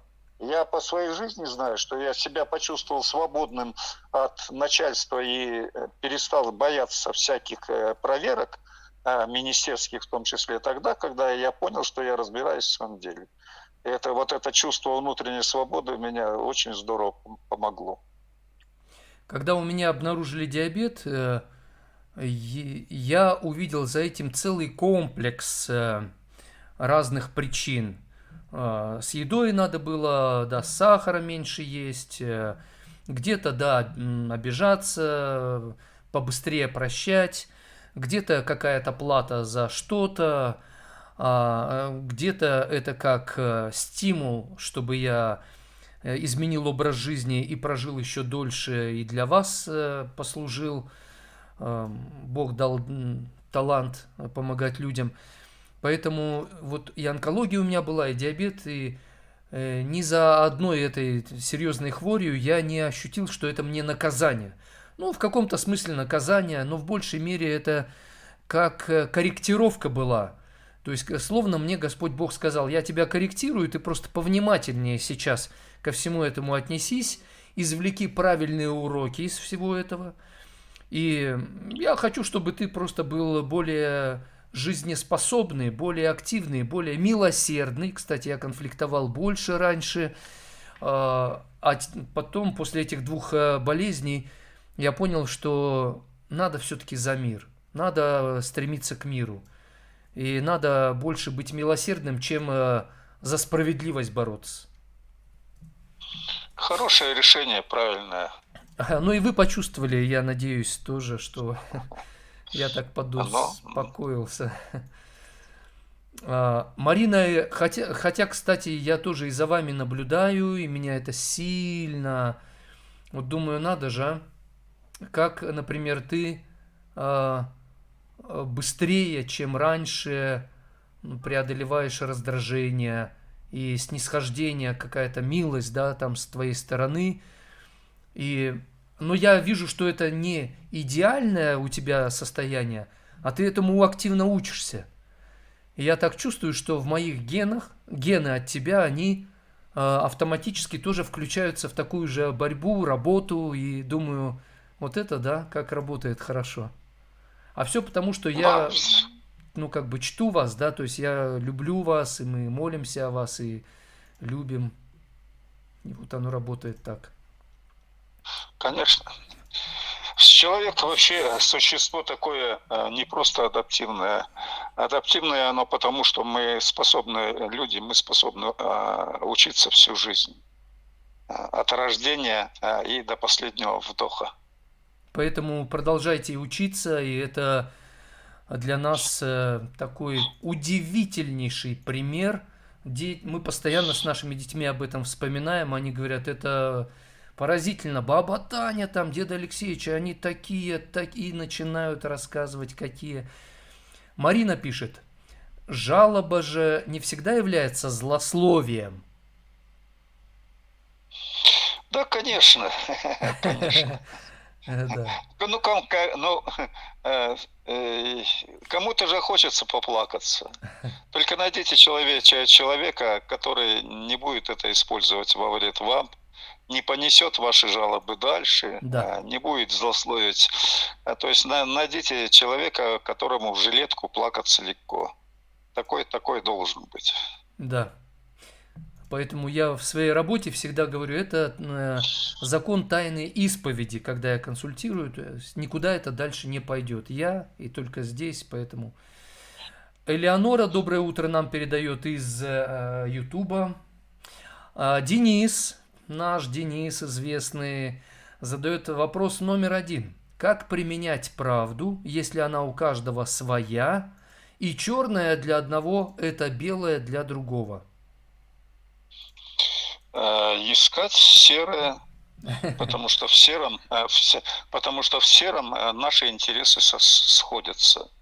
Деление на черное и белое иногда важно. Как говорят в экстремальных случаях, если пожар, то тут не надо размышлять о том, почему произошел, да что. Тут надо хватать ноги в руки, людей спасать, документы, если возможно. Да. И все. А в нормальной-то обстановке всегда то он тихо живет без затей, то бушует, как вешние реки. Сколько ангелов, сколько чертей жарко пляшут в одном человеке. Вот и надо на этом пути сквозь контрастную эту фактуру в человеке бесстрашно найти то, что в нем выделяет натуру. Вот если мы научимся выделять вот эту натуру в другом человеке, то нам легче будет найти то, что находится между черным и белым. Закаты и рассветы нам даны для того, чтобы мы с вами спокойно переживали моменты перехода от яркого света до темной тьмы. И, Денис, дать нужно себе установку, научиться понимать человека, особенно отличающегося по мнению, по взглядам от вас, научиться понимать не для того, чтобы принимать его, потому что вы можете быть не согласны с тем, что он говорит, как действует, но научиться, если вы будете учиться его понимать, вы будете проявлять милосердие к нему, потому что он как бы недостоин понимания по своему поведению, он недостоин внимания, но вы пытаетесь понять, почему он так, откуда это такое у него, и тогда вы сможете так расположить его к себе, что он сам поможет вам понять, где у него черное, где белое, и сам даже скажет, да, точно, это у меня черное. От этого надо... Я хочу посоветовать тебе, Денис, ну и не только тебе, Денис, посмотреть по каналу «Культура» в записи последний выпуск программы «Белая студия», которую ведет Дарья Златопольская. Ее собеседником был удивительно умный, удивительно талантливый и вообще удивительный человек Александр Азуан. Это экономист. Я не знаю, сейчас он является деканом экономического факультета МГУ или нет, но это удивительный собеседник. Он как раз говорит об этой проблеме, о которой ты, Денис, написал свой вопрос. «Белая студия», которая была вот во вторник на этой неделе. Оксана пишет, а я наизнанку иду, душу вывернула, ищу причину моей никчемной жизни. Причины искать, конечно, важно, но иногда наизнанку-то выворачиваться не надо. Наизнанку вывернешься, небо с овчинку покажется. Поэтому будьте вот так с юмором, отнеситесь к себе. А чего это я тут моя жизнь-то такая никчемная, а? Что тут я сама тут неправильно делала в своей жизни? Всегда есть возможность что-то поправить, что-то исправить, начать жизнь с понедельника. Всегда есть такая возможность, поэтому не отчаивайтесь. Никчемная жизнь – это совсем не значит, что вы никчемный человек. И, Оксана, вывернуть душу наизнанку – это как раздеться догола. Это можно, но когда вот любимый там, муж, жена, да, там, пошли в баньку, так же, как мы, например, летом, нам жарко, но все равно какие-то части тела наши открыты, а какие-то закрыты. Так же и с душой. Не все надо наизнанку. Что-то открывать, что-то доступным для одних, а что-то вообще не для кого, только исключение там для кого-то одного, допустим. Прелесть я, пишет нам, всегда говорила, Бог есть совесть, ну почти права была, значит. Значит, почти права.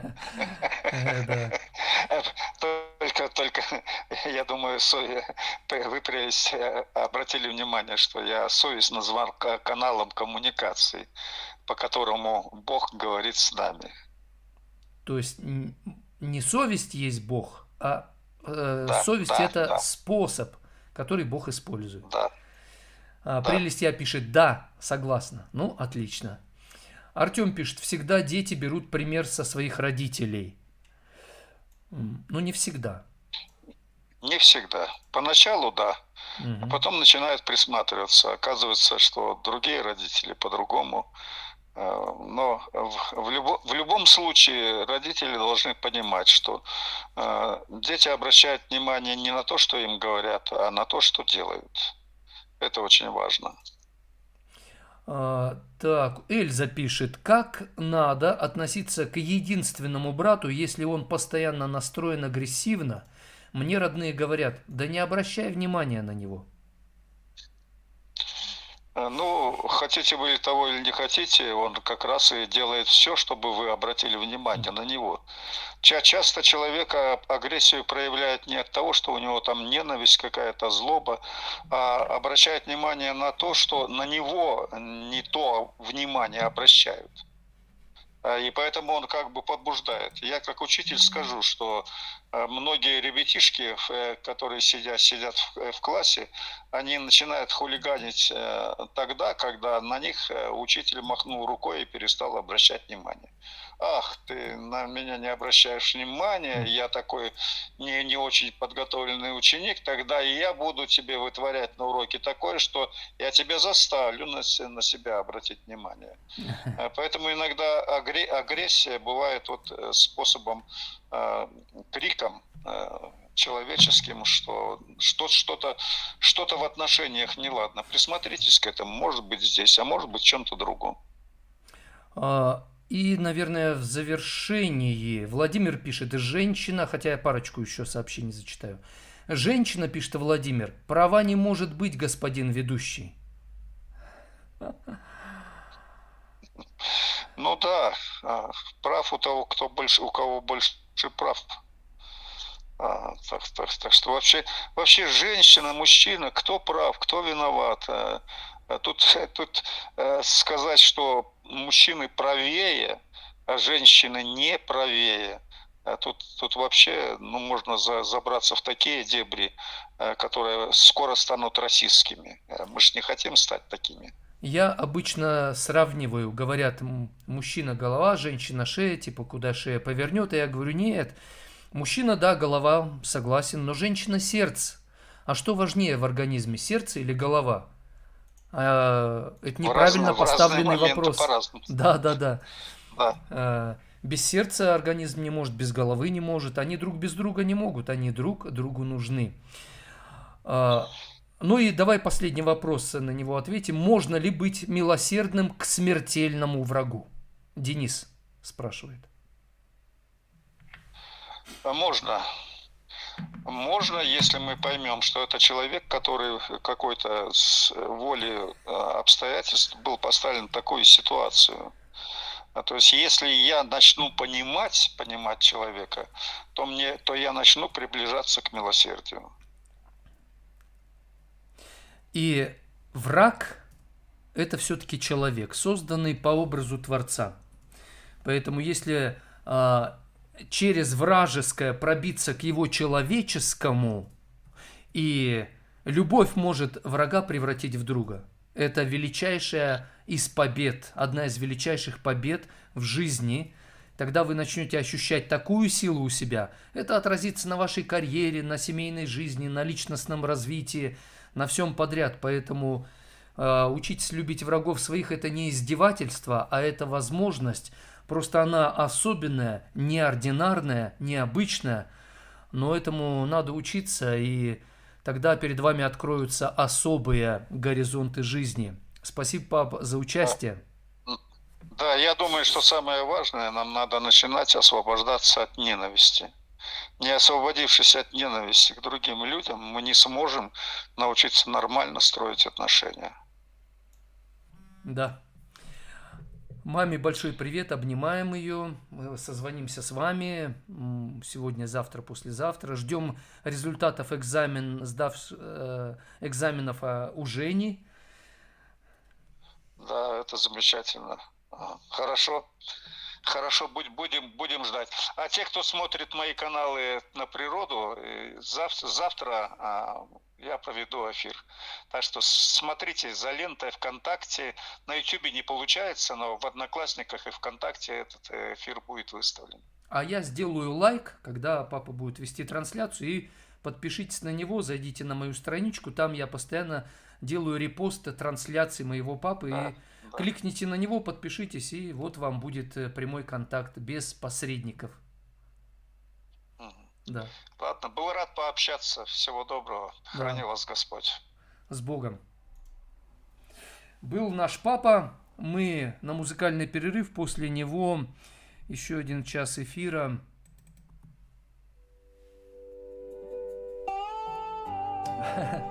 Господин ведущий.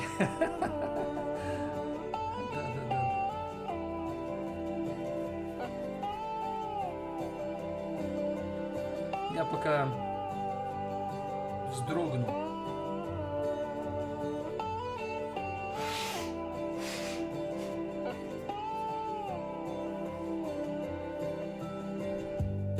Дождю навстречу ласковые звуки летели из души, стремясь найти опору. Они устали с Богом быть в разлуке. Любовь открыла путь к небесному собору. Не та любовь, которая с экрана врывается в дома минутным развлечением. Не та любовь, что ноет словно рана, но та любовь живительным свечением. Божья любовь с запахом весны, Божья любовь, жизнью стали сны, Божья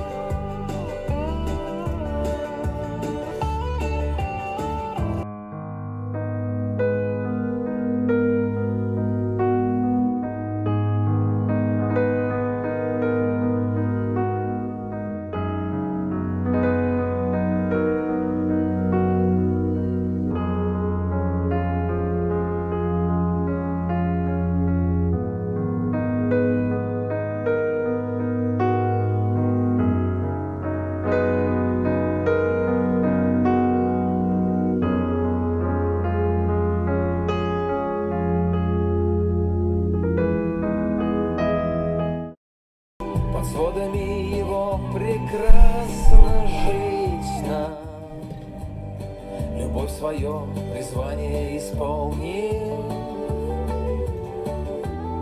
Пошла гулять по свету, мир наполнить. Божья любовь с запахом весны. Божья любовь, жизнью стали сны. Божья любовь. У меня аллергия, не насморк, а на что-то. Божья любовь всех нас Абсолютно чувствую хорошо себя.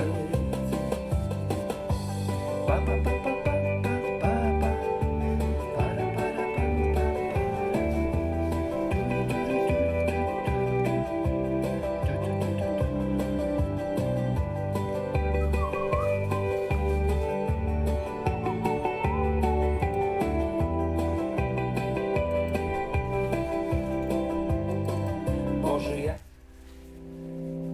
Так, отключаю этот вещание, да. Включаю. А здесь надо этот обозначать число-то, нет? А где? Путь? Нет. Путь, да? Там, где путь.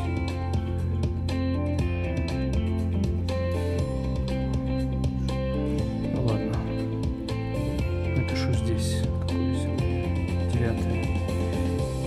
9. Точка. 06.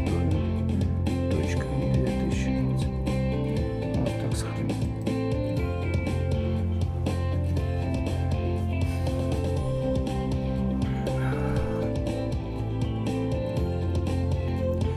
Прямой эфир, день добрый, я ведущий Евгений Сарапулов с вами и для вас.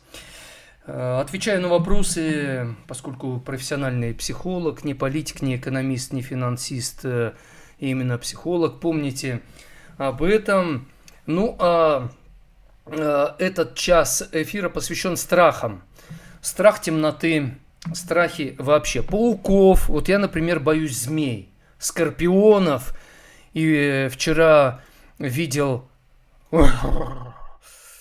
знаете, Мурена. Знаете, у нее такие зубы вверху и внизу. И это... Меня аж холодок проходит. Да. А чего вы боитесь? Но я всегда говорю о том, что страх – это полезная реакция, необходимая. Но есть страх ненужный. О страхах. Вы боитесь, что вечером, ложась в постельку свою, словно бы оттуда из-под постели лохматая когтистая рука и схватит вас? Мистические страхи, религиозные и прочие. Страх, что в темноте кто-то там тебя поймает, или ты ушибешься, глазом там наткнешься на что-нибудь в темноте. Есть страхи хорошие, а есть страхи неестественные, ненужные. Они доводят нас до паники, поэтому мы об этом и потолкуем.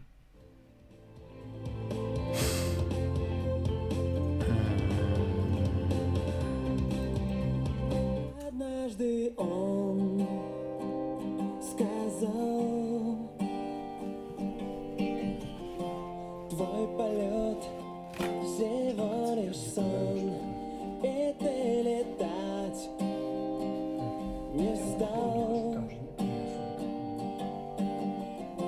Стал таким, как он, и по земле ходить. Научился, как ребенок ты, но все не мог забыть той прозрачной высоты. По белому свету, одним движением ветра лететь куда-то вдаль и не думать, как приземлиться, а у птиц свободы учиться, оставить все то, что жаль. Однажды ты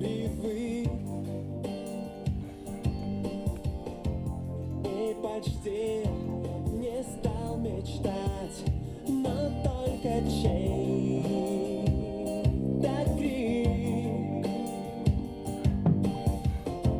вдруг позвал летать и поднял ты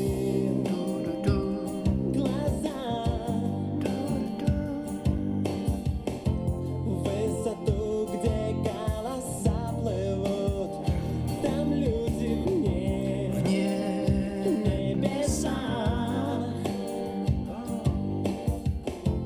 и тебя с собой зовут. Полететь по белому свету, стать одним движением ветра, лететь куда-то вдаль и не думать, как приземлиться, а лететь свободы учиться, оставив все то, что жаль. И лететь по белому свету, став одним движением ветра, лететь Там вообще, да, очень всего мало. и не думать, как приземлиться, а лететь свободе учиться, оставив все то, что жаль.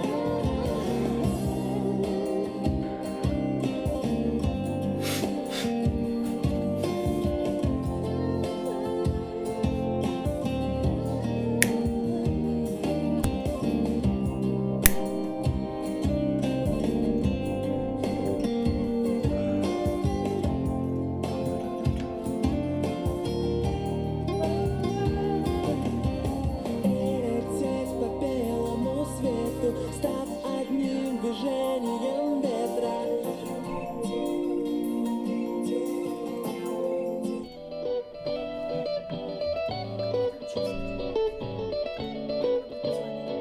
Страх.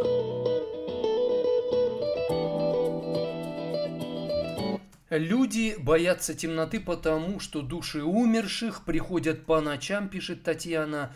Я не боюсь темноты, но сплю. Но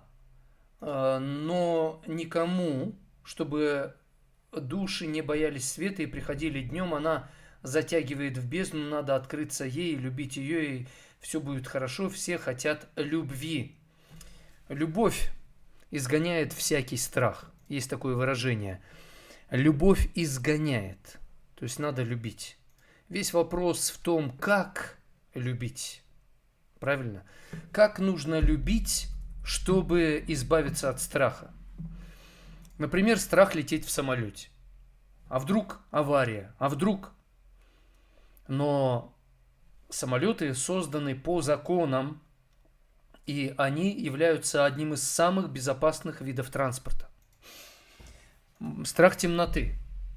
Но надо понимать, что темное время суток – это просто часть явления природы. Это так работают законы. Солнце, планеты вращаются вокруг Солнца, по оси вращаются, да, то есть это все законы.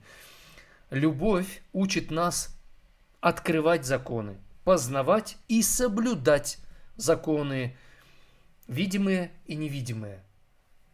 И любовь учит нас тренироваться, исполнять законы, и тогда любовь изгоняет страх, ненужный. Тогда она убирает лишнее, потому что ты познаешь настоящее. Вот так это работает.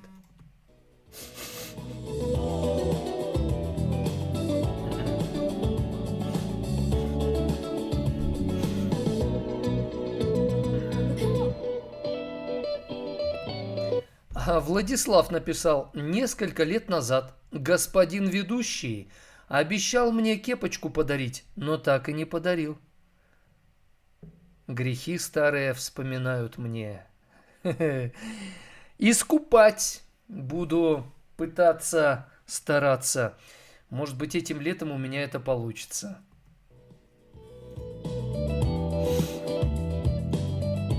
А Алексей пишет: в Индии люди больше всех в мире едят сахар, потому что бедность огромная, а он не очень дорогой, в отличие от мяса и рыбы и прочего.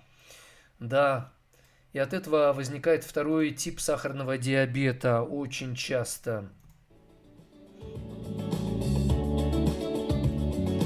Танслу пишет: я тоже говорю правду, за это меня не любят, у меня много друзей, подруг, родных, за что благодарю Аллаха, они, наверное, привыкли ко мне, но говорю, чтобы не делали глупости, как бы предупреждаю о чем-либо, и выходит, что я права.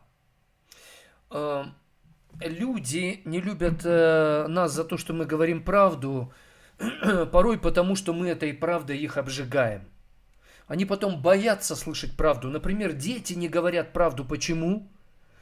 Потому что они боятся, что их отлупасят. Вы говорите правду, это хорошо. Но надо учиться по-разному говорить правду. Правда – это как свет. Можно ослепить человека правдой, как солнечными лучами. А можно правду преподносить как свет, который не прямо светит, а преломляется. То есть не прямо. Мы видим тень, мы видим отблески солнца. Например, на солнце смотреть больно, даже опасно, когда оно в зените. А когда только восход или закат солнца, смотреть намного легче. И глазам легче. Также и с правдой. То есть преподносить ее нужно как закат или рассвет, например. Иначе люди будут бояться правду, потому что она может реально...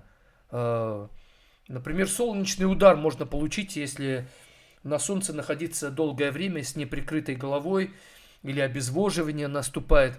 Точно так же правдой можно человека искалечить. И люди боятся правду, потому что мы преподносим ее, не подготовив человека к этому.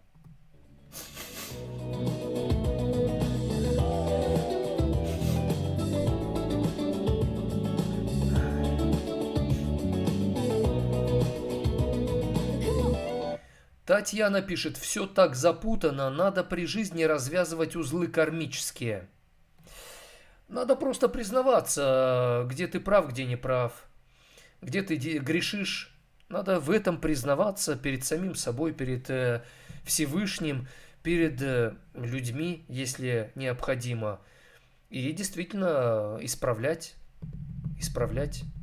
Кто признает свои грехи и исправляет их, тот будет помилован. Кстати, люди, которые грешат и не признают свои грехи, у них появляется страх наказания. И они чувствуют, что будет наказание, оно неминуемо, оно придет, и человек начинает скрываться, и он уже не может быть самим собой. Поэтому страхи появляются порой по этой причине.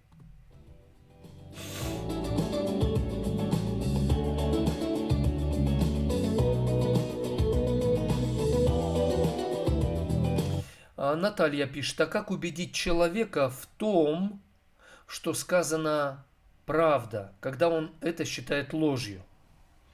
А нужно, чтобы он захотел знать правду. Люди, которые не хотят знать правду, они вообще-то в каких-то сторонах жизни хотят знать правду. Например, они приходят в магазин и хотят покупать свежее молоко.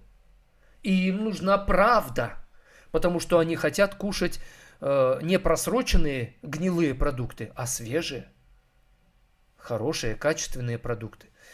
То есть даже люди, которые лгут, кажется, что они сплошь и рядом только этим и живут. Нет, они хотят качественную обувь покупать, качественное оборудование, и они в этом смысле хотят знать правду.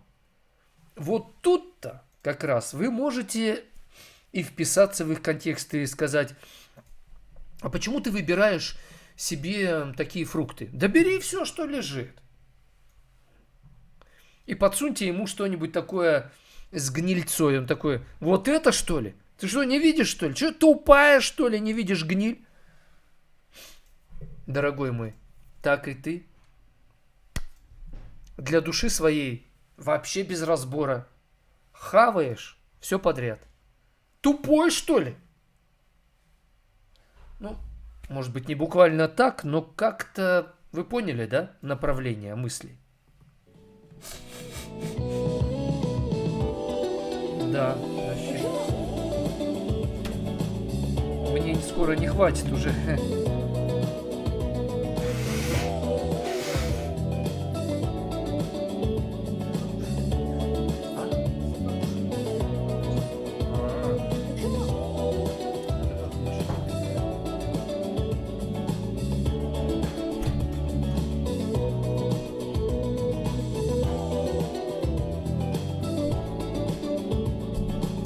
А мне тут пишут, надо причину аллергии выяснить.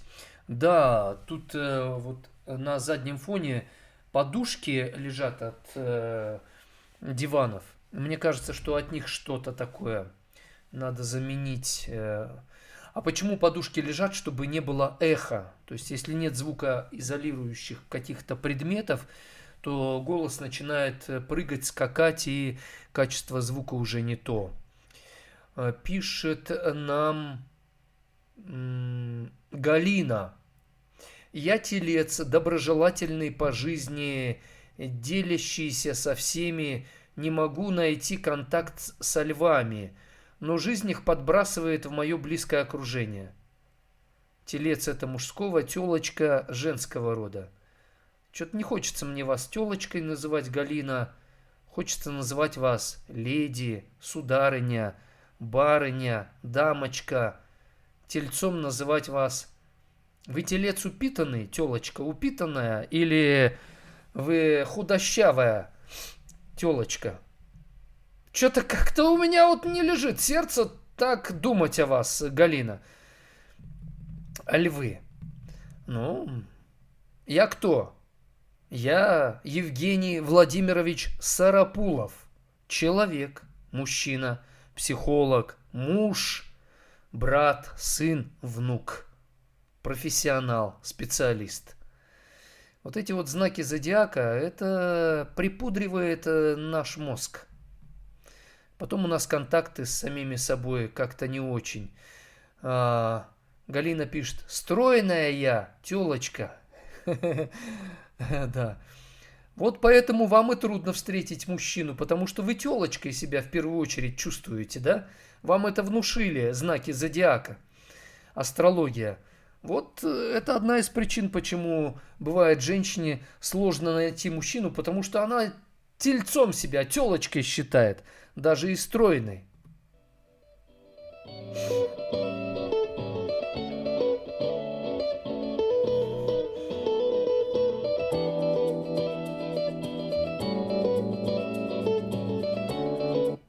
Пишет нам Галина, я заметила, что у нас сейчас во время войны все делится на черное и белое.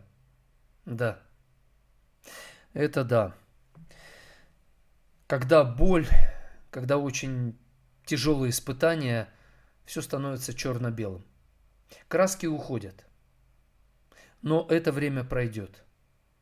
Это время пройдет.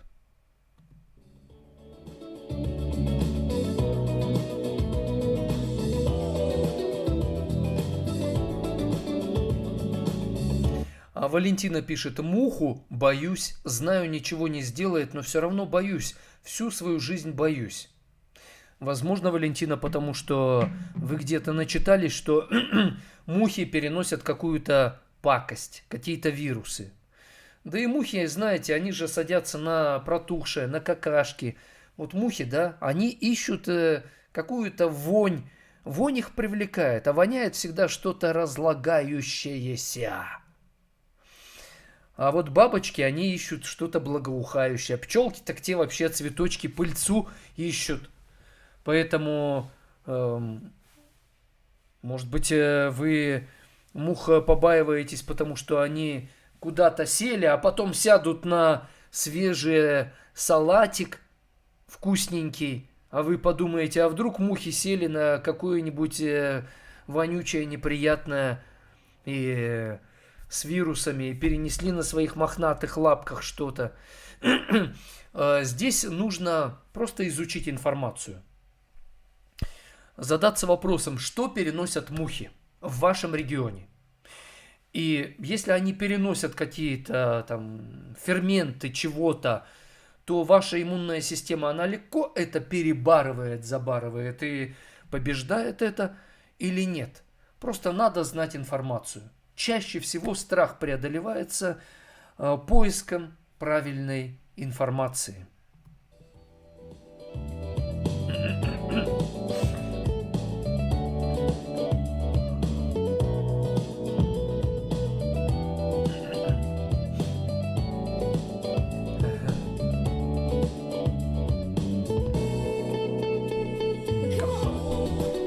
Идем дальше, пишет нам Марина. Весь животный мир нападает, защищаясь.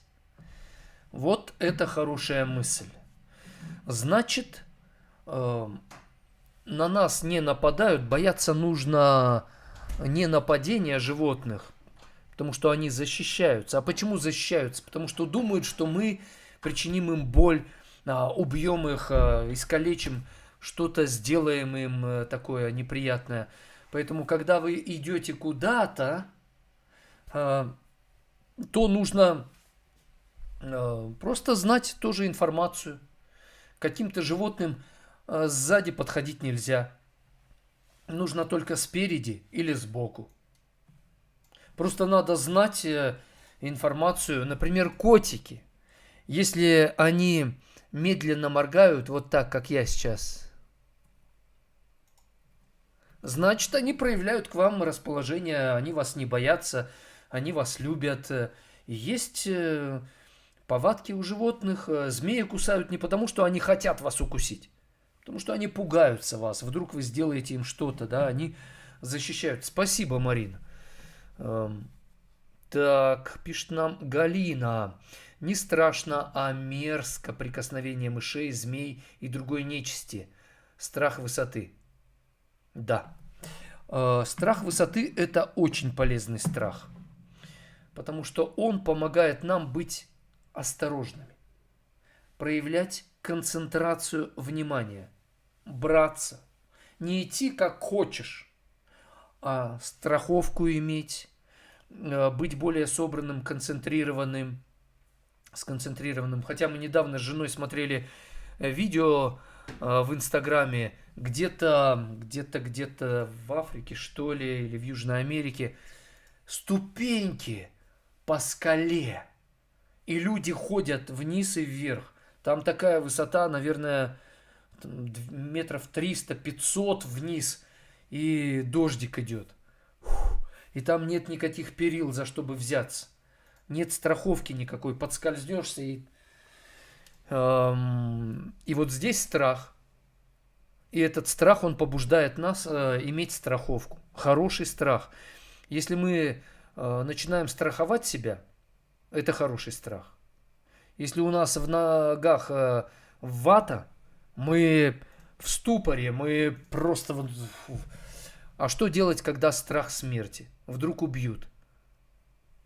Надо покаяться в своих грехах. Бог допускает страх смерти, чтобы мы сказали: Господи, прости мне мои грехи. Всевышний, прости мне все, что я сделал. И Он прощает. Душа очищается. Он очищает ее.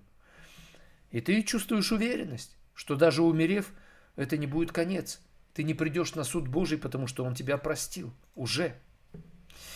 И тогда уже страх смерти, он не подавляет тебя. Ты уже управляешь этим страхом. И ты способен, управляя этим страхом, действовать эффективно. Если ты пожертвуешь собой, то разумно. А где-то и не надо жертвовать собой, потому что еще не время.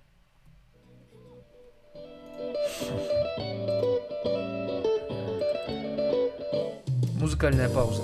А я пока...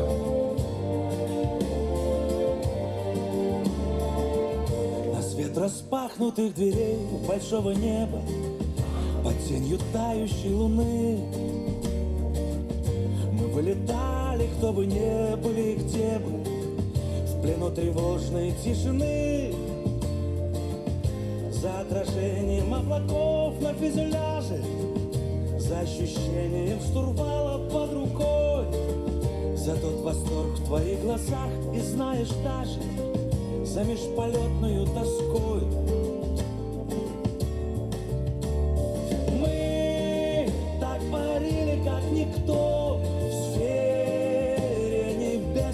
магистрали. Но нет возвышенней, чем то, что так легко мы потеряли.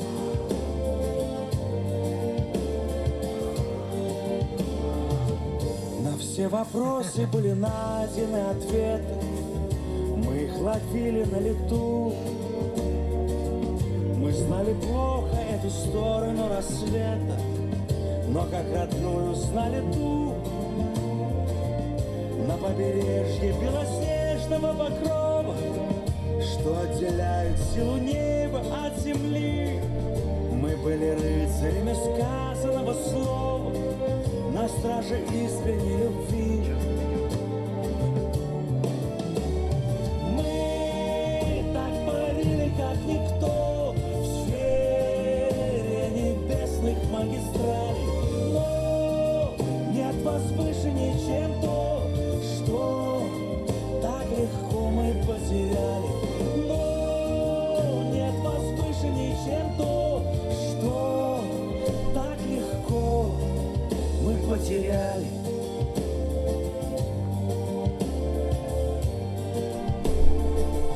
На самом верхнем этаже открыта дверца, что не откроется другим. Ведь ты же помнишь, как стучало мое сердце в одной пульсации с твоим. За это время, что судьбой не называлось, а называлось друг за друга до конца. Я буду жить на свете, сколько мне осталось в моих возлюбленных сердцах. Мы так парили, как никто, в сфере небесных магистралей. Но нет возвышенней, чем то, что так легко мы потеряли. Но нет возвышенней, чем то, что мы едва не потеряли.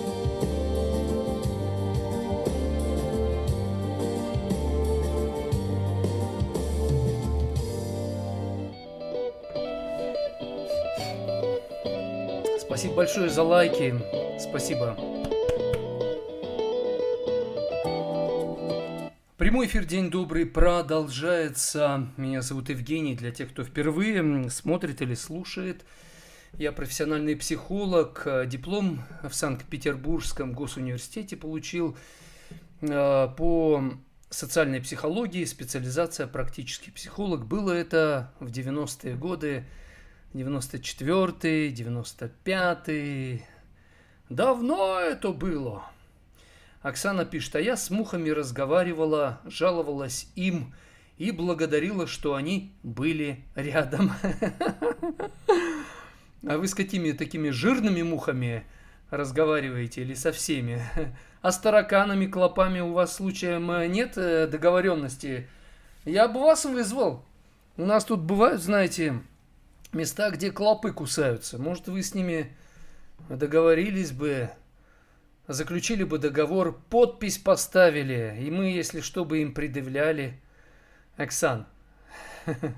Антонина пишет: страх с детства. Заходя в дом и закрывая за собой дверь, боюсь, что сзади кто-то помешает ее закрыть. Иногда оглядываюсь, иногда забегаю. Такое чувство, кто-то сзади есть. Вообще это хорошее чувство, кстати. Оксана написала, она вообще со всеми может договариваться. Надо же. И с жуками, пауками, и с ползучими, и прыгающими, бегающими, и всякими кусающимися. Я понял. Оксана, ну что ж, эксперт по насекомым, мохнатым, ползучим, кусающимся, жужжащим и прочим. Угу. Вы нам нужны. Итак, страх, что кто-то есть позади нас, ну это нормально. Потому что есть люди, которые действительно могут украсть, напасть и подстраховывать себя. Привычку иметь такую, это нормально. Особенно если вы ходите вечером, особенно если вдруг повод есть, Да есть просто какие-то люди. Но я, знаете, понимаю, что невозможно все контролировать. Зачем-то я слежу. Например, стараюсь не наступать на люки. Вот эти вот канализационные люки. И соблюдаю прочие простые меры безопасности. Стараюсь, чтобы у меня это по привычке срабатывало. Потому что, это можно контролировать. То, что я не могу контролировать, я об этом молюсь. Говорю: Господи, помоги. Пошли ангела. И Бог посылает ангелов. И бывает, что скорость 60 км в час, а ты 70, а то и 80. И словно бы Господь тебе говорит: ангел твой остался позади тебя, он не впереди. Соблюдай правила дорожного движения, и тогда ангел будет тебя защищать и хранить как надо. В первую очередь делай ты, что от тебя зависит. Ну а я, говорит Всевышний, сделаю то, что зависит от меня. Вот так оно работает.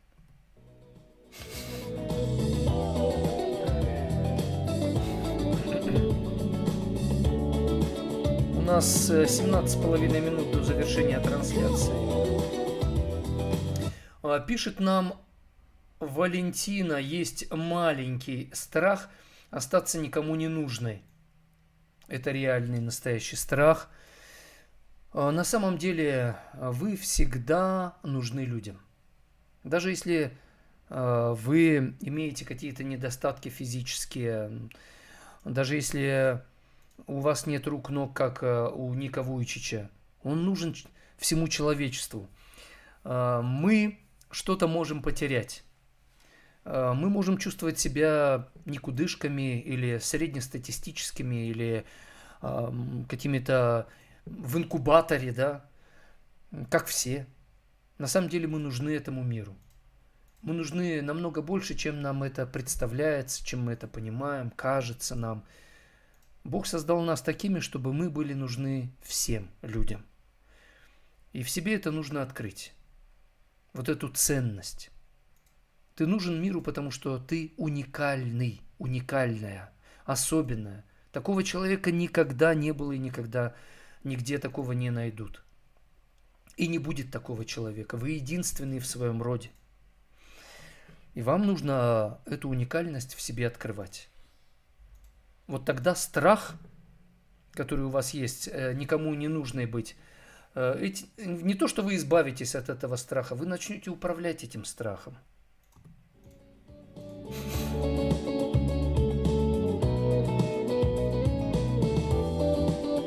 Прелестия пишет: когда я поняла, первый раз летела, что нет смысла бояться, выхода нет, поспим лучше.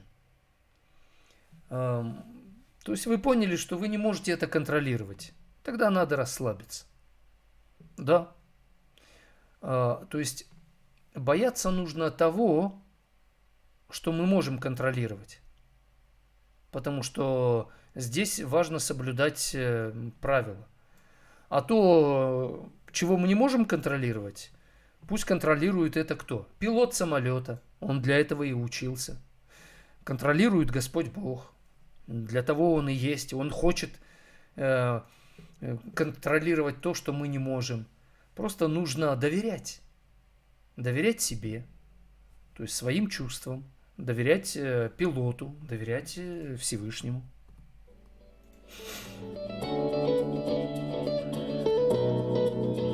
Итак, один из способов управлять страхом – это учиться верить и учиться доверять. Мавлют пишет: дети боятся темноты, по мере взросления страхи исчезают. Одни страхи исчезают, другие страхи остаются.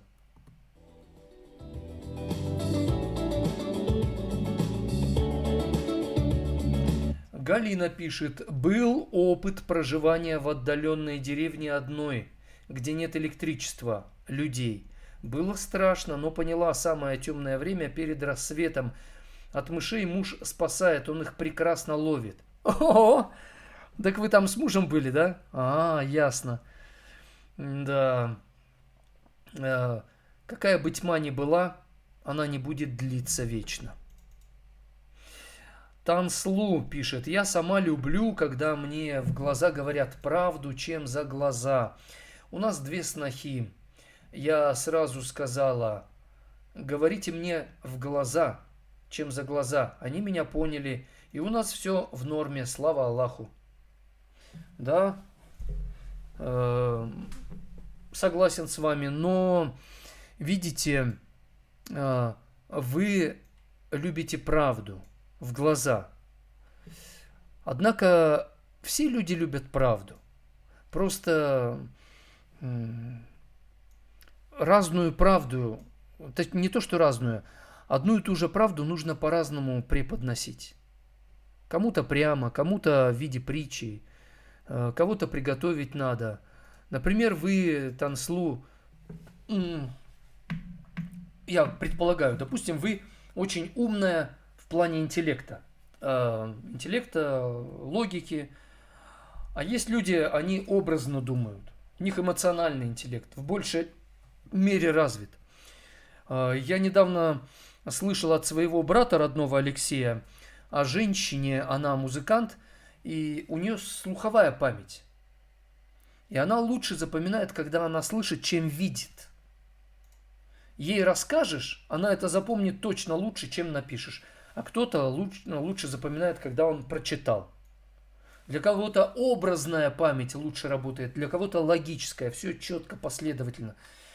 И тут нельзя же по себе судить других, основываясь на своем. Поэтому Танслу. Хорошо, что вы любите правду, но вы понимаете, о чем я, да?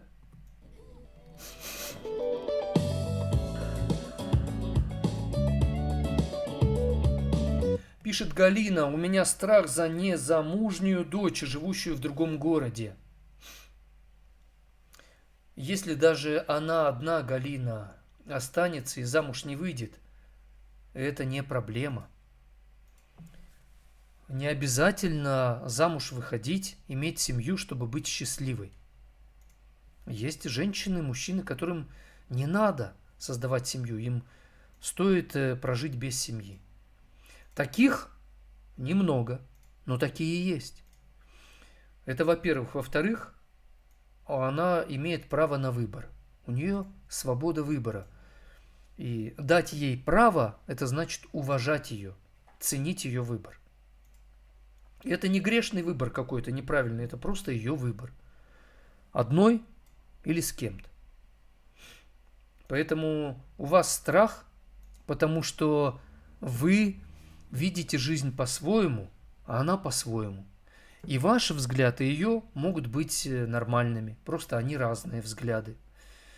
И поэтому задайтесь вопросом, почему вы этого права ей не даете быть счастливой по-своему.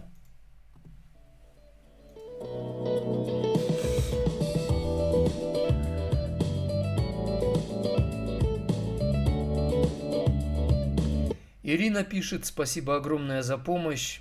Спасибо и вам. Очень рад вдохновлять, помогать. Ирина пишет, другая уже. Что быстрее мухи? Духи, духи, духи. Дух вообще не имеет препятствий физических и материальных. А есть еще мыслелед. Мысль. Вот ты сейчас подумал, я на конце вселенной, и ты уже там. Вот это скорость.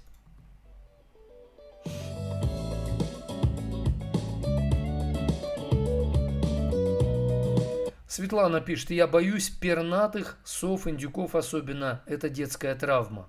О, вот это понятно. И это надо проработать, детскую травму.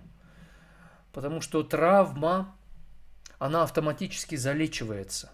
Автоматически. Так создан наш организм и наша душа. Часто мы сами себе препятствуем в этом самоисцелении.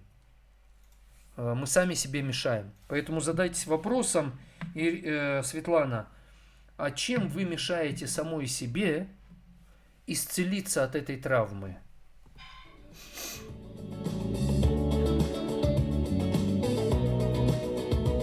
Например, мы можем мешать себе исцелиться от травмы неверием. Я не верю, что у меня теперь это пройдет. Начинается все с веры. Верю или не верю. Пишет Таскира, а я боюсь идущих навстречу пьяных людей. И это хорошо, потому что этот вид страха помогает вам что? Помогает вам приготовиться, как себя вести. Обойти, подождать, пока они пройдут, быстро пройти, не смотреть на них. То есть вы учитесь. И таким образом страх, он начинает стимулировать вас учиться выбирать правильные реакции на вот этих людей опасных, потому что они неадекватные пьяные, да.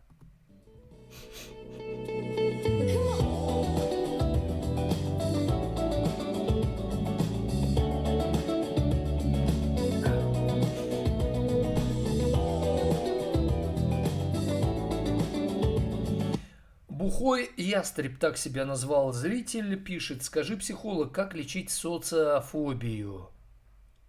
То есть вы боитесь людей, потому что вы боитесь себя. Почему вы бухой ястреб? Потому что вы боитесь быть человеком. Нормальным, настоящим человеком.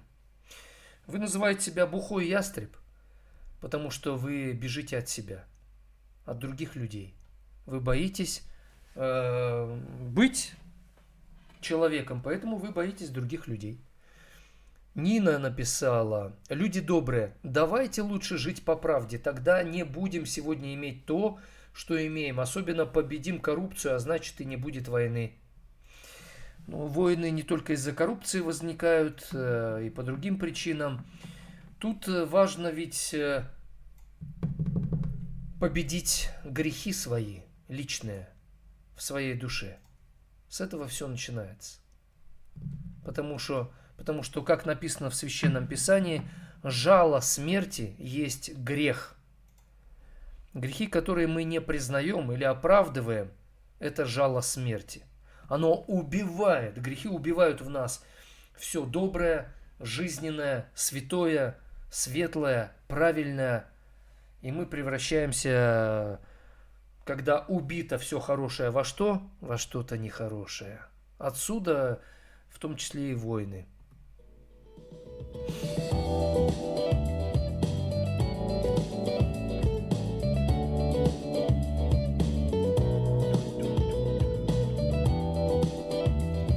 Пишет нам Сергей: Евгений, здравствуйте. Скажите, почему в OK Live 90% эфиры ведут дегенераты?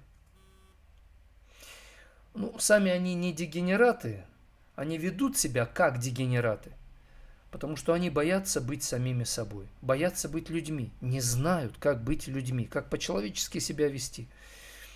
Они так себя ведут, потому что с кем поведешься, от того и наберешься. Это их защитная реакция. Понимаете? Но вы не воспринимайте их как дегенератов. Проявите к ним снисхождение. Постарайтесь найти в них что-то человеческое и пробуждайте в них это человеческое. Говорите им, когда они ведут себя нормально, реагируют нормально. Стимулируйте, поддерживайте их в этом, пробуждайте в них желание быть нормальными. Для этого нужно самому быть нормальным так, чтобы люди, глядя на вас, сказали: «О, я тоже хочу так же».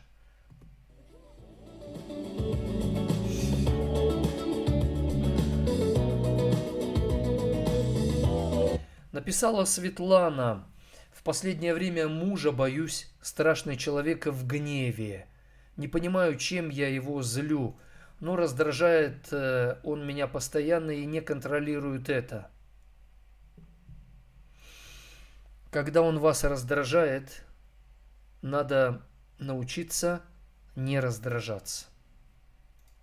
Потому что пока вы раздражаетесь, вы уязвимы и слабы. Не только для мужа, и не в первую очередь для него, а для негатива, зла, для чего-то плохого, что использует вашего мужа. Какие-то злые, гадкие, поганые, грешные мысли проникли в вашего мужа и в его сердце душу и управляют им. Зло. какое-то управляет им. Поэтому пока вы раздражаетесь, вы не сможете правильные реакции выбирать на него. Вы будете чувствовать себя уязвимой. Вы будете чувствовать себя жертвой. Вы будете чувствовать себя злой. И тогда вы не сможете быть эффективной в своих действиях. Понимаете, о чем я?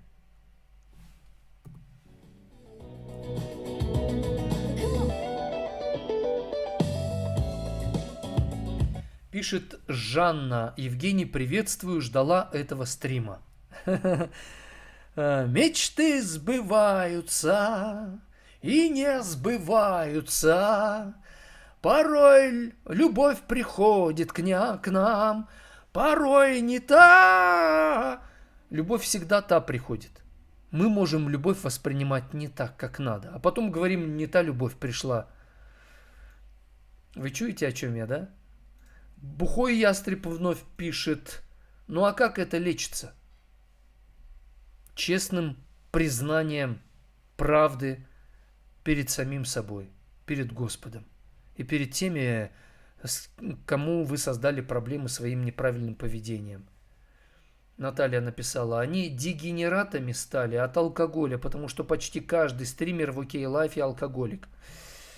Алкоголь люди пьют не от хорошей жизни, от отсутствия смысла жизни, от отсутствия веры в лучшее, от каких-то травм, боли, которую они не смогли преодолеть, правильно пережить. Вот и начинается у них такая канитель.